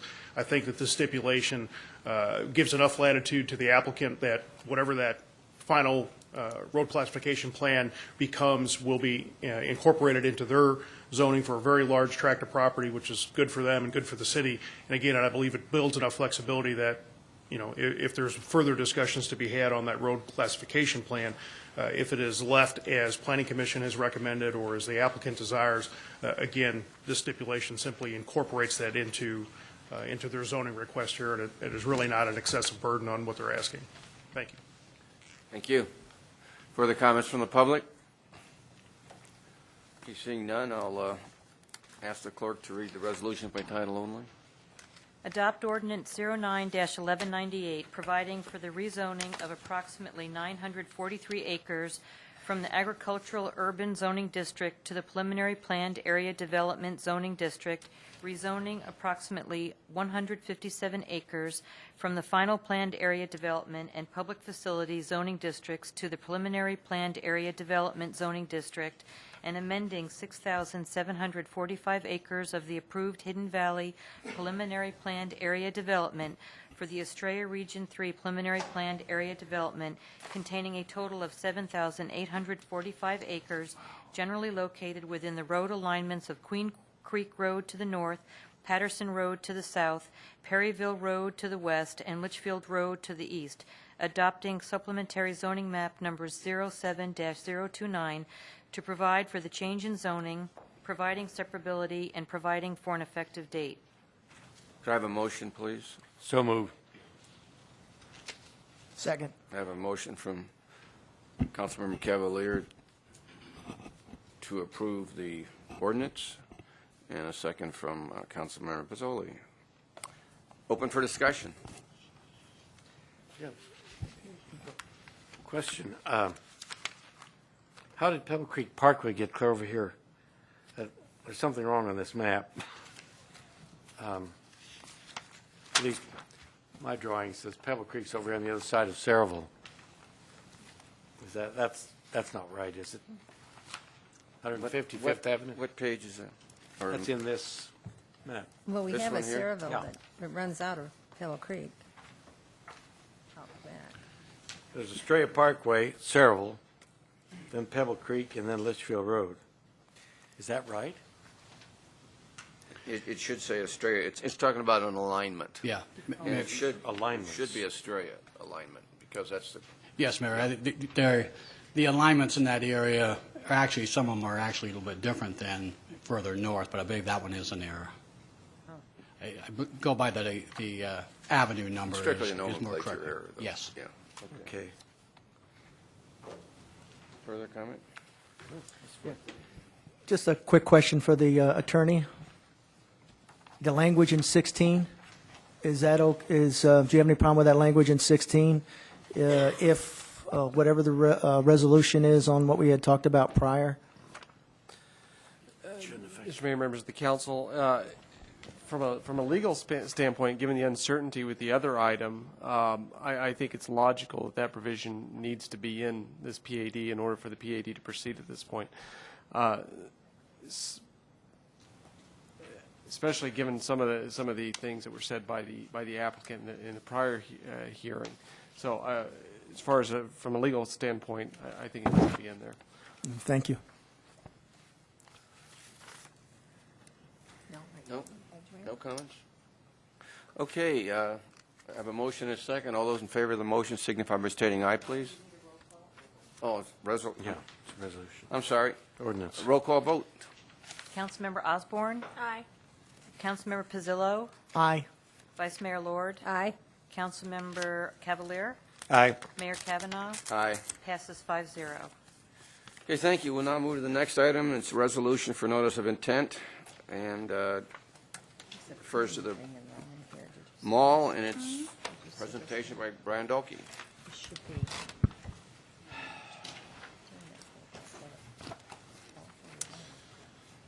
Thank you, Mr. Mayor, members of the council. Here before you tonight to provide to you what the background is on this. We're just seeking a resolution to adopt, to enter into the First Amendment. So just wanted to clarify, tonight is not about adopting the actual amended development agreement. That will be later. This is just a notice of intent to via resolution.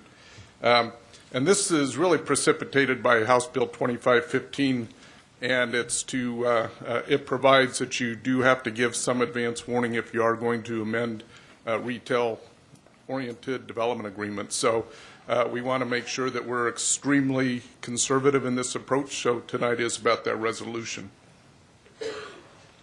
As a reminder, it doesn't seem like that long ago, but yet it does. It was in September of 2006. The development agreement actually came before council. And during that time, the development agreement really centered around all the infrastructure that went into place on what we call McDowell Road Commercial Corridor. You'll notice it has been completed, the balance of it this year. We have Bullard Wash Park, of course, all the regional lanes on McDowell Road, Pebble Creek Parkway, Bullard, etc. So a lot of work's gone on in just the last couple of years. And at the time we brought this before you, it was one of the more complex and comprehensive improvement districts in the state of Arizona. Good news is we got through it fairly painlessly with a limited impact on our public as we went through those developments. Now, the original development agreement, again back in September '06 when this was adopted by council, it had a couple of provisions in there. One was that it would have minimum, what we call minimum retail improvements, and that constitutes 2 anchor stores and 300,000 to 500,000 square feet of additional retail. That was the first part of what they had to do. They had contemplated actually a couple of different time frames for starting construction, but in the agreement specifically it said it contemplated that they would start construction by the end of this calendar year. That is not a definite, it's not an absolute, it was just planned. What is required in the current development agreement is that they would complete the phase one development of the mall by December 31st, 2012. So that's a part that is in jeopardy. I may point out that while we're talking about these square feet, at build out, the mall will be in and around 1.2 million square feet. But phase one, the big part of the mall, was to be completed by the end of 2012. The original development agreement, it contemplated there'd be reimbursement for the public infrastructure and via the improvement district, and that ended up being in and around $47 million. So that reimbursement was part of that, plus the applicable interest for that portion. In addition, there was $10 million, and a lot of that had to do what we called several enhanced improvements, but it included 75 acres of land that they did contribute back to the city. When we first brought this before council, or what actually happened in 2002, that was only about 27 acres. As we went through this, Bullard Wash, the other regional lanes, that amount of acreage grew substantially. And then what the provision in there is that when they open up the mall, it would be their retail sales tax dollars that they're generating that actually serve as a reimbursement tool for this project. Now we're looking at an amendment, and the reason is Westcor, when they were looking at this, and they'll be up here and can speak to some direct questions as you may have, but it really came down to the timing of the mall. It does not look like it will open by December 2012 at this point. So we started talking with Westcor this summer based on their concerns, based on what they were hearing from their anchors. While the anchors are committed to coming here, it's not if, it's when, so it really came down to the timing.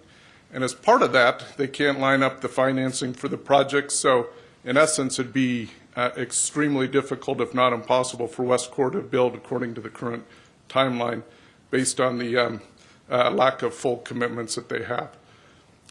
I would say that Westcor, in all our discussions with them, still very much committed to building the mall. They are very committed via the infrastructure bill that they're paying for at this point. What they're asking for in the modification is a 2-year extension. If you remember, before it was December 2012. Now they're looking to December 2014 for those same improvements. What we have agreed to is for them to pay for $1.3 million in round numbers after this agreement would be adopted by council, again coming before you on December 7th. They would, and what that would do, if you remember, the city manager during the budget process had talked about the mall going forward. That was the word that we had from Westcor throughout the whole budget process. Well, now we know it's very conceivably going to be delayed, and as part of that, Westcor would be providing that money for this budget year. Now, that money can be used for general operations, general fund operations. Very important for us in this current budget time. You also remember that the city manager had talked about the importance of this amount of money as it related to, without it, the impacts it may have on furloughs and salary cuts. So another benefit to this coming forward now would ease that burden that we may have. The other is we have received some dollars to date. About $200,000 has been paid in fees. Westcor has agreed to forfeit those, so they would not have any claim on those previous dollars for services. But once again, the $1.3 million we can use for general fund for this year. Because of the uncertainty of this economy, Westcor said, well, we think it may go as late as 2014, but just in the event that the economy does not rebound like what we're all hopeful for, is they're asking for an additional opportunity to extend the opening date and, again, phase 1 improvements, and that would be by December 2016. Now, in consideration for that, what we have agreed to is for them to prepay their development fees. Development fees are estimated at $1.25 million. As part of that, those development fees at that time, if in fact we invoke this condition, those dollars would be restricted to construction or to via development fees, could not be used for general fund.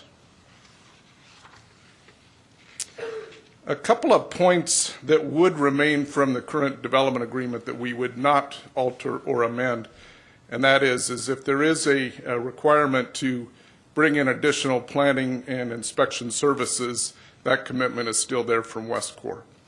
While they're prepaying these fees, those fees, we're looking at a lot of that would be done in-house. If in fact we have to go outside, that provision still remains. We have $600,000 over a 3-year period that would be used for police services until such time as the mall really starts developing and being able to pay for those additional services. You'll see a couple other provisions in there to include a community room, city information kiosk, and once again, they are committed to the ID assessments.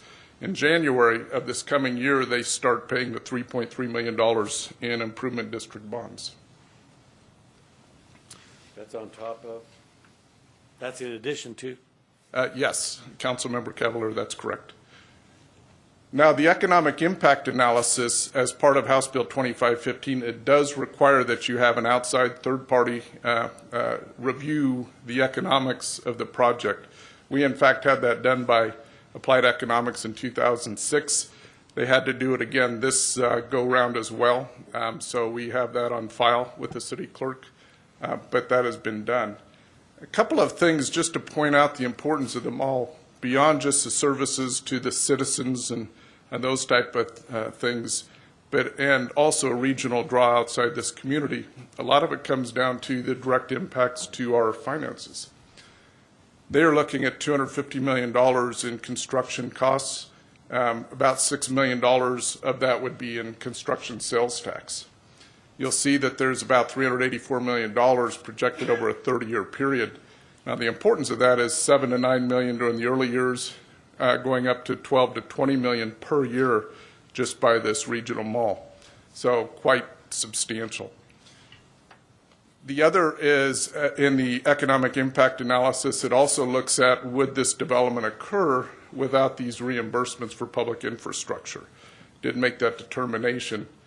And then finally, we are looking at no other impacts other than what we've stated here before you. Now, just a quick recap. The issues, the anchors are committed to coming here, not just a time frame tonight. And total financing is, in fact, not available to Westcor at this point. The benefits by doing this amendment is it does allow flexibility in making sure that the mall does get constructed, that they can get the financing, that, in fact, with the knowledge that we do have this amendment going forward, will help also to focus on the quality of that mall. They'll have the financial capability to do that. We do receive the prepayment of permit fees. That would be approximately 30 days after council, if in fact you voted affirmative on December 7th. And again, all the rest of the portions of the development agreement remain intact. And the assessments will be paid by Westcor going forward for the improvement district. Now, once again, tonight is only to adopt the resolution for the notice of intent to enter into the agreement. There must be a 14-day period before you can then vote on the actual action. So we're well in advance of that 14 days. So if, in fact, you vote affirmative tonight, then the next step is December 7th. We'll be back before you for a vote on amending the development agreement. Mr. Mayor, Council, that's all I have at this point. Garrett Newland, Vice President with Development Services for Westcor, is here as well. Would you like to speak?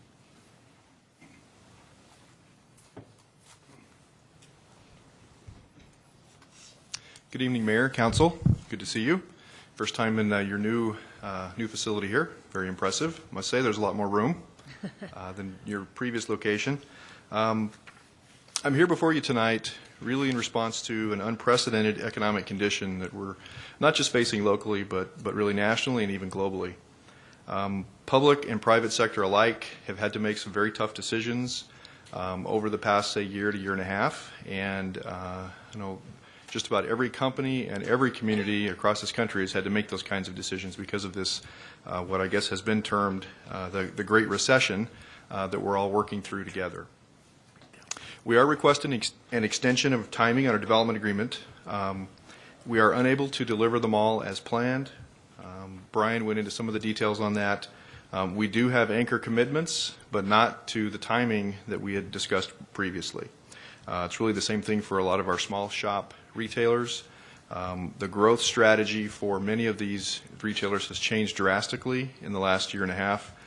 Many retailers that were opening anywhere from 20 to 50 stores a year across the country are opening a handful.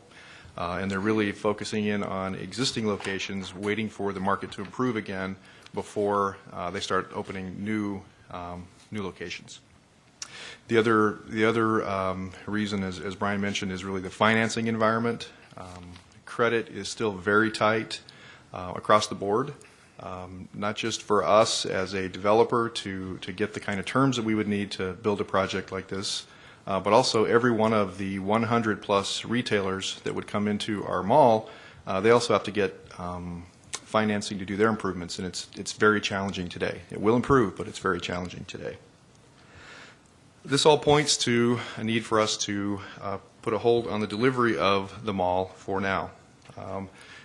Westcor just went through our 40th year anniversary of developing retail projects in this community. We've weathered these storms before. If you'll recall the development of Chandler Fashion Center, Westcor began working with the city there in 1986 and ultimately opened the mall in 2001 after a significant economic conditions in the early 90s caused a delay of the freeway system. So that's one example. When Westcor worked on a mall in Mesa, Superstition Springs, and also the one closest to Goodyear right now, Arrowhead Town Center, those all had to be pushed back in response to market timing. That's one thing that I think Westcor has done very well over all those years, and that is deliver the right project at the right time to be most successful. That's what we owe to not just to our own company or to our own shareholders, but also to the community where we try to open a project. I do also want to point out our unwavering commitment to Goodyear and to the Southwest Valley. We've been planning to build a mall here since the late 90s, where we came through and got our original zoning. This location is the location for the next regional mall in the West Valley. All of our research, all of our department store partners, theater, and a lot of small shop retailers agree that Bullard and McDowell, that is the location for the next regional mall, and we are committed to that. We've partnered with the city on the McDowell Road Improvement District. I'm very proud to work with the city on that. All the McDowell Road and Bullard, Pebble Creek, a brand new 150th Drive, and of course the great new public amenity for the community, the Bullard Wash. And we do, as Brian mentioned, we do begin paying assessment payments in January, amounting to over $3 million a year for 25 years to pay for those improvements. As you all know, too, we have developed the first phase of our project, the market at Estrella Falls, and we had to make a tough decision there earlier this year to help a local retailer out, Bash's Grocery. I'm very happy to renegotiate a lease with them that kept them in that space, which again was the right thing for our company. It was also the right thing for that center and for the community. We continue to support the city in sponsoring events here, and I only go through some of these things just to point out that we are very involved with the community. We are local, and we really do care about the communities in which we develop. As Brian mentioned, the specifics on the proposed amendment, we are agreeing to prepay the $1.3 million in fees to work with the city in its current budget year finances, and we are asking for, again, extension to timing. Again, this is the right location. It's just a matter of the right time to bring it forward. And as we've worked together many times previously, I know that we will be able to work through this as well. And with that, I'll be happy to answer any questions. Okay, thank you. Any comments from the public? Public comments? Seeing none, could I ask the clerk to read the resolution by title only, please? Adopt Resolution 09-1346, adopting a notice of intent to enter into a First Amendment to the Retail Development Incentive Agreement with Westcor Goodyear, LLC, and Globe Land Investors, LLC, for the construction of a regional shopping mall on the northeast corner of McDowell Road and Bullard Avenue. Okay, thank you. Could I have a motion to approve the resolution? So moved. Second. Motion from Vice Mayor Lord and a second from Councilmember Osborne. It's open for discussion. Just a quick comment, Mayor. Again, I want to thank Westcor for stepping up the plate, especially on the Bash's deal. Really appreciate that, so that center can still thrive, and also appreciate stepping up on the plate on the $1.3 million as well. So thank you. I know we're going to have a long working partnership, so thank you again. I just want to thank you for your public confirmation that you're going to stay here in Goodyear. You plan on building that mall. Thank you, Mayor, Vice Mayor. Well, it goes same for me. I appreciate the hard work that you have put in. I know that timing is of the essence, and I know that you will be happy with Goodyear when that day finally comes. Thank you. I hope you're happy with it now. Well, yes, but I mean, they happier. will. Yes, we are. Can I have a roll call vote? Councilmember Pizzillo. Aye. Vice Mayor Lord. Aye. Councilmember Cavalier. Aye. Councilmember Osborne. Aye. Mayor Kavanaugh. Aye. Passes 5-0. Okay. I need to apologize to Councilmember Pizzillo again. I apologize. I called you that name for years. I'm sorry. I didn't know it was wrong. So, anyway, I said Pizzolo. That's fine. But it can't top yay. Yeah, but I did it repeatedly. Okay. That's a food. We'll go to E and Consider adoption of resolution to approve formation of citizen ad hoc budget committee, and we've got 3 council members we need to hear from, and the city manager is going to start it off. Mr. Mayor, members of the City Council, on October 26th, we made a presentation to you on the current financial status, and a suggestion was made that we appoint a budget committee. The City Council did appoint Council Members Pizzillo, Council Member Osborne, and Council Member Cavalier to such a subcommittee of the City Council.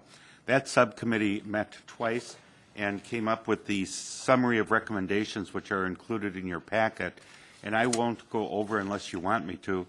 I would rather defer to the Council Committee and make a recommendation that this be approved at this time. Okay, thank you. All right, why don't we, I've got some views on this subject, but I'd like to hear from the 3 members first about your deliberations. And Go ahead.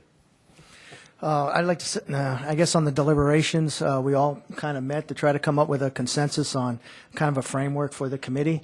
We thought that focusing on services, because services is what drive costs, was kind of the key, and also try to get some direction or framework so that hopefully we'd have some type of a response back by March. Doesn't have to be the final response, but a response so that we'd have information so that the city staff could work on some of those recommendations. We thought the key is to try to get out there and try to get this committee funded, the selection, and we wanted a diverse background. We came up with a number of 15, which was an odd number, so that they could make the decisions. They would appoint their own chairman, and we thought that the role of, and again, correct me if I'm wrong on any of this, that council and staff would just be there for support, especially staff would be there from a technical support, but the actual committees themselves would be, the ones that would be driving the recommendations. So I'm sure I missed some of it. We actually came up with some guidelines and some kind of structure so that we can get through this process. We always felt, too, the toughest part, too, especially with running a local government, is the education process. The more informed they are, the better decisions they make. So that's where you kind of thought where staff could kind of come in as far as the support and technical, but it was going to be the ultimate recommendation of the actual committee itself to come up with, to present to us.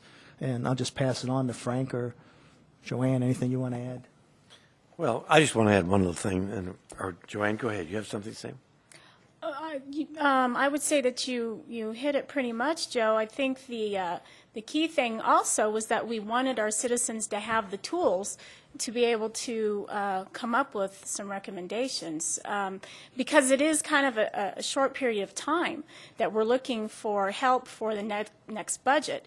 And so some of the tools was Matrix, was the different studies that citizens have already done, like the public safety, things like that. So they will have them at their fingertips, that if there's questions, they can go to those. They have the tools available. The only thing that wasn't really necessarily discussed in this forum tonight that's been presented in front of you is whether or not this committee is an ongoing committee every year. And myself, I think that hearing from our citizens and their priorities are something that we should hear before every budget. I think that's helpful for us. And also that the upcoming survey also will benefit as another tool for the citizen committee in helping prioritize things. Yeah, the only thing I want to add to that is that we will have an outside facilitator facilitating it, so this will help to keep it rolling. And there is an agenda that's set up for this committee. However, I don't think we want the committee to be specifically tied to that agenda if they want to go off in another direction, as long as it's within the framework of where we're headed, that it's up to that committee to work in that direction. So. True. The agenda, I think, was set just as a tool again, so that they can get something to us in a timely manner. Right. That they're focused. I don't have anything right now to say. Okay, I obviously I asked for this, but I find a lot of support with what I've heard from the 3 of you just now. But a couple concerns. One is that This is not a regular type of committee. This isn't a committee that's going to recommend a recycling process or a variety of other things which our committees do, because and there we seek dedicated people who are open to and seek, in a general sense, bettering our community. In this case, we're talking about people that are going to be analyzing the basic infrastructure of the city itself.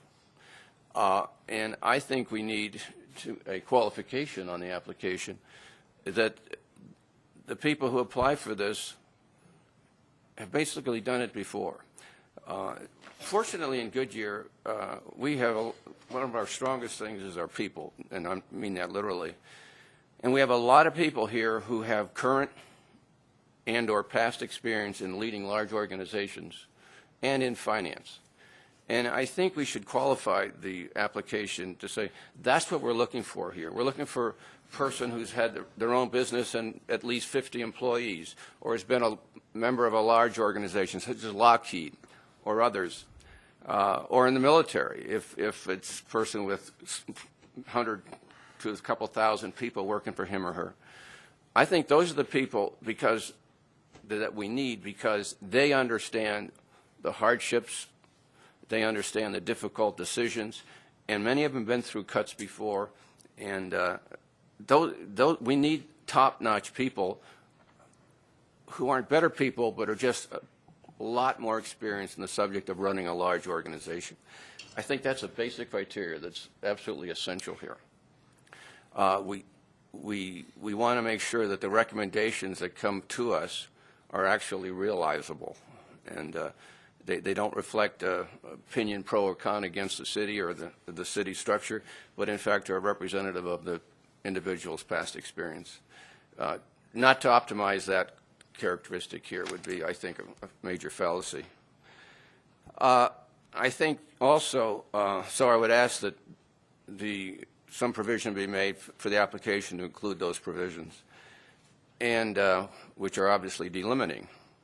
The other thing is this committee, and the number is fine, whatever it is, 15 or whatever, should have the prerogative to appoint people to subcommittees, I think.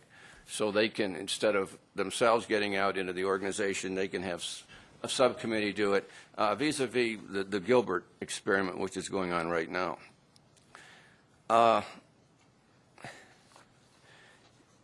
Certainly a report, as Joe wants, by March is doable, but it could be an interim report. It's up to these people, these experts, to determine whether we can say, report back to us by X date in February or March, and then you tell us whether or not you want to continue, and praise the organization over the succeeding months, and just justify why and if you want to do that. And I really think we need to, when I read reductions of the same, I don't know what that means.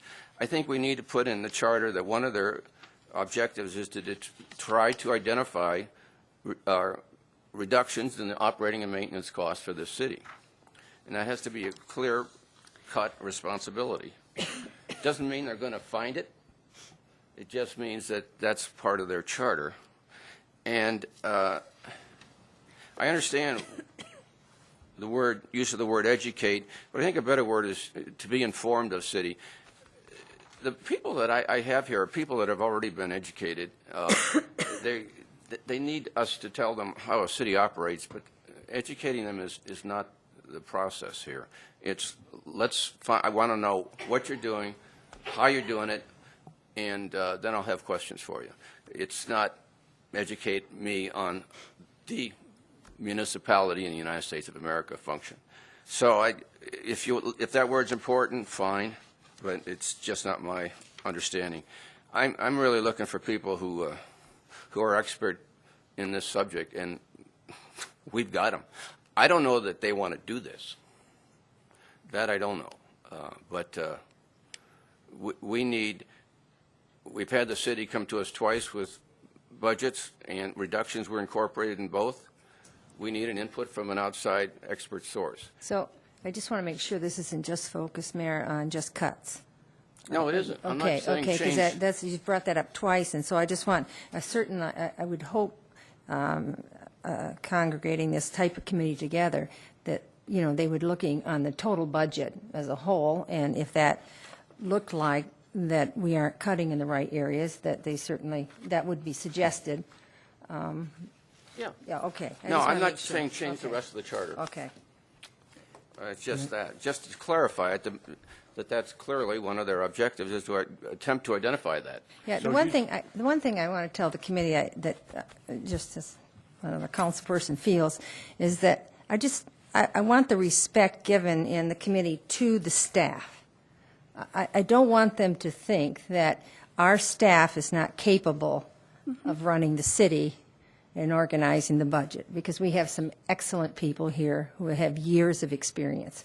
But what we're looking for is a new set of eyes, maybe new methods, maybe something that they did in their businesses that will enhance the city, that will work under city government laws and state statutes. So, you know, I'm kind of, that's what I'm looking forward to. Just one quick thing to add.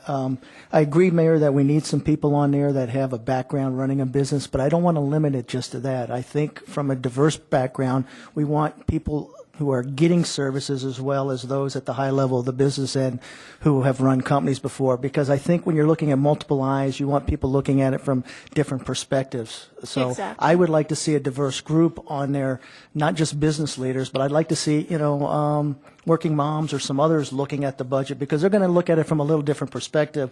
They're going to look at the end result. They're going to look at recreation. They're looking at pools when they look at the cost. So That's right. that's where I'd like to see a little bit of a diversity on there. What about adding more people? I didn't think the city center committee was unmanageable, and I think at one time we had 25 on them.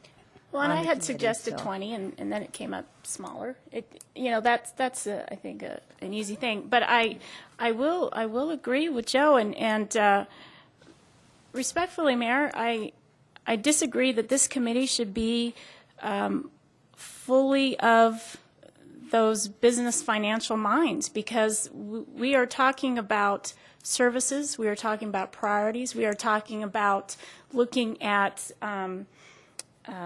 revenues also, and so having that mind span of many areas is going to give us some more out-of-the-box thinking than just specific financial minds. And where I think we all agree, and the three of us in the subcommittee do want to have those experts, there's no doubt. But I don't think that the entire committee needs to only be them, because I do feel that we need that broad thinking. And there's just as Joe stated, there's stay-at-home moms that may be the head of a PTA that have some kind of knowledge to get their households in order for $1,000 a month, and they can do it. And so it's just, it's Point also well that. taken. I certainly support that. It Okay. wasn't my intent, but it's understandable. What if we were, say, 25 people, 50-50? 50, half of them with That's deep fine. experience and half without. Fine. 20 Is that all right? Yeah, because then you get the people who. I suggest a larger number than 15 at the beginning, and So I would go along with that, certainly. I just want to make sure it's manageable. And again, I don't have the experience in the committees. That's the only reason why I threw out 15 at the part. But if you all feel that 25 is manageable. I don't think that that's a problem. I don't think 25 is too many. And the other thing, there's one statement in Section 2 on the resolution where it says to become educated about city services. Would you feel better if we said to become informed about city Yes, services? I would. Yeah, that's Okay, fine. well, can we change it? Does everyone feel okay with that? Sure. Okay. I have one last question. Mayor, when you stated about operating and maintenance, are you looking for line item issues that Matrix already spelled out? Or what were you referring to when you're Well, stating that? That's basically, you would say general fund, I think, and I say O&M. O&M is the general fund, and it includes basically everything you do on a day-to-day basis that you spend money on. It's the money you use to operate. And that includes people, that includes everything in your general fund. So you want them to also look at the entire structure of the organization? Is that what you're also stating?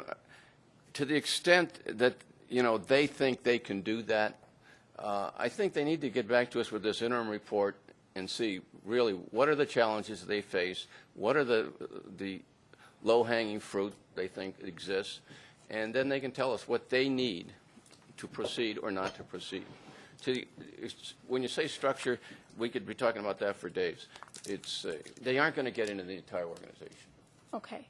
That's where I'm just trying to figure. It's I mean, I don't impossible. want to see them trying to reinvent the matrix. See, that's obviously. what I want, are people who know what they can't do, because they've done these sort of things, and they know what's difficult and not workable in a period of time. But That's where the we're kind of people we okay, need. but where we're stuck now is going into this next year is really coming down to services again.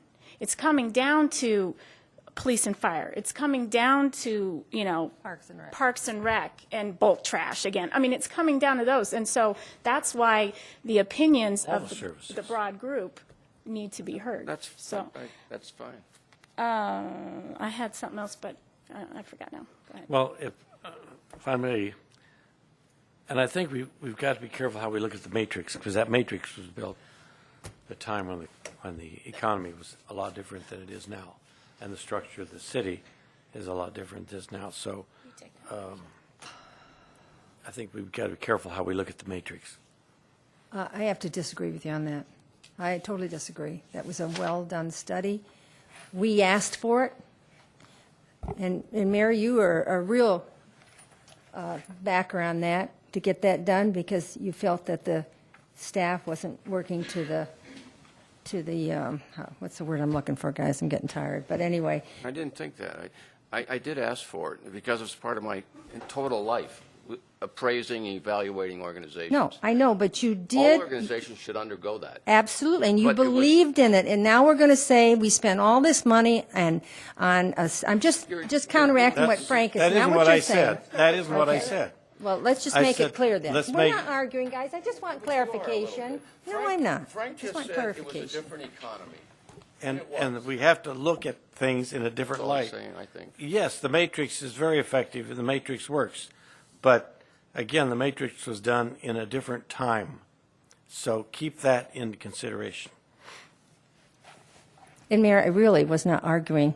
I may get a little passionate on my voice tone, but I think that I have the right to say to Frank that I disagree, and that I think we need to be looking and using the matrix, because it's an important what I tool. said. It may have to be adjusted, and there are areas, but I didn't get that from you, Frank, so thank you. But I agree with you. It needs to be used, Okay. and they'll get it. Okay. Absolutely. I'm happy then. We ready? So we're going to change Section A to become informed, and we're going to change Section 3 to 25 members, Is that okay? correct? That's all right with me. Works for me. I think that's good. All right, and with, And I understand that the 25 members are going to be half and half, is what I heard. half of Yeah, a we'll have person. 12 and, we'll have 12 and a half and 12 and a half, so, yeah. You may get a double one. You never let's know. Let the three of you decide. call it what a you wanna do split. there.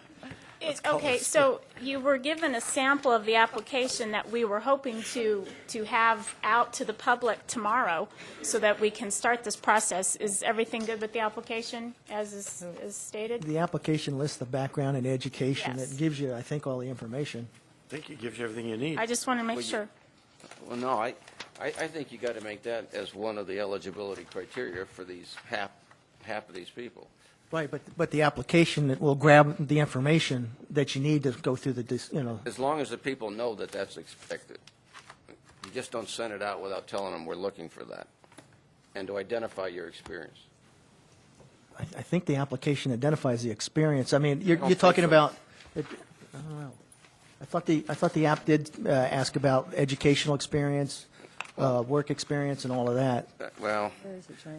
Perhaps we could add one more question on the second Here it page to is. please indicate any direct experience that Oh, you okay. have in That- operating Will organizations. that work, Mayor? Operating just or add- financial. Yeah. Yeah, and that is an Bringing important financial consideration in our experience. selection, right? Well, but but some of the people that may feel that their financial background is not that strong may not fill this out because of the wording of that. So we have to make sure We don't that it's- discourage them. We don't want to discourage it, exactly. I think you want to get the information you're looking for, Mayor, but we All don't right. want to discourage the others from putting it in because we don't want to intimidate them. Okay, I'm not going to, I think we can work through that. Okay. And you three are in charge of that anyway, right? When you're going to evaluate the Because applicant. I think we'll have enough applications from that. I don't think that'll change the number of applications. And then I would like to take out identify reductions of the same to attempt to identify potential cost savings, something like that. Is that all right? That's fine. Is that good? Where is that? That's in 2A. Take out reduction to the same to identify potential reduction or cost savings. And identify reductions of the same and to identify potential new revenues? No, just don't, just say, and identify potential cost savings. Wait a minute, Okay, I've that's- lost it. No, I don't know where I am. It doesn't say that. No, it says reductions of the same, and I don't know what that meant.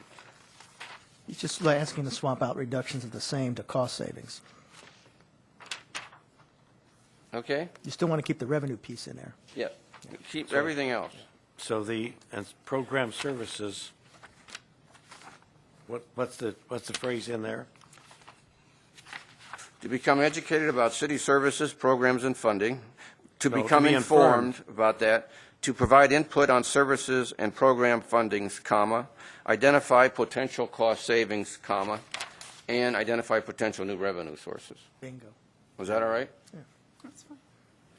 Yes, that works. Okay, so any further discussion, and we'll take a motion. Do you have that? Okay. And we'll make the motion as changed by the council. Is that all right? That sounds good. So would someone do that? And Joe, I want to say your name. Okay. Motion to, I need to read the resolution first. Okay. Oh, she got to read the resolution. It's real long. Adopt Resolution 09-1347 to establish the Citizen Ad Hoc Budget Committee. Could I have a motion? motion to adopt it with proposed changes? So moved. Seconded? Is Oh, that a second, excuse me. Did you second? I said so You moved. said so. I rescind it. He made the motion. Oh, he made the motion and I said, okay, second. There you go. Okay, motion by Councilmember Pizzillo, and second from Councilmember Osborne.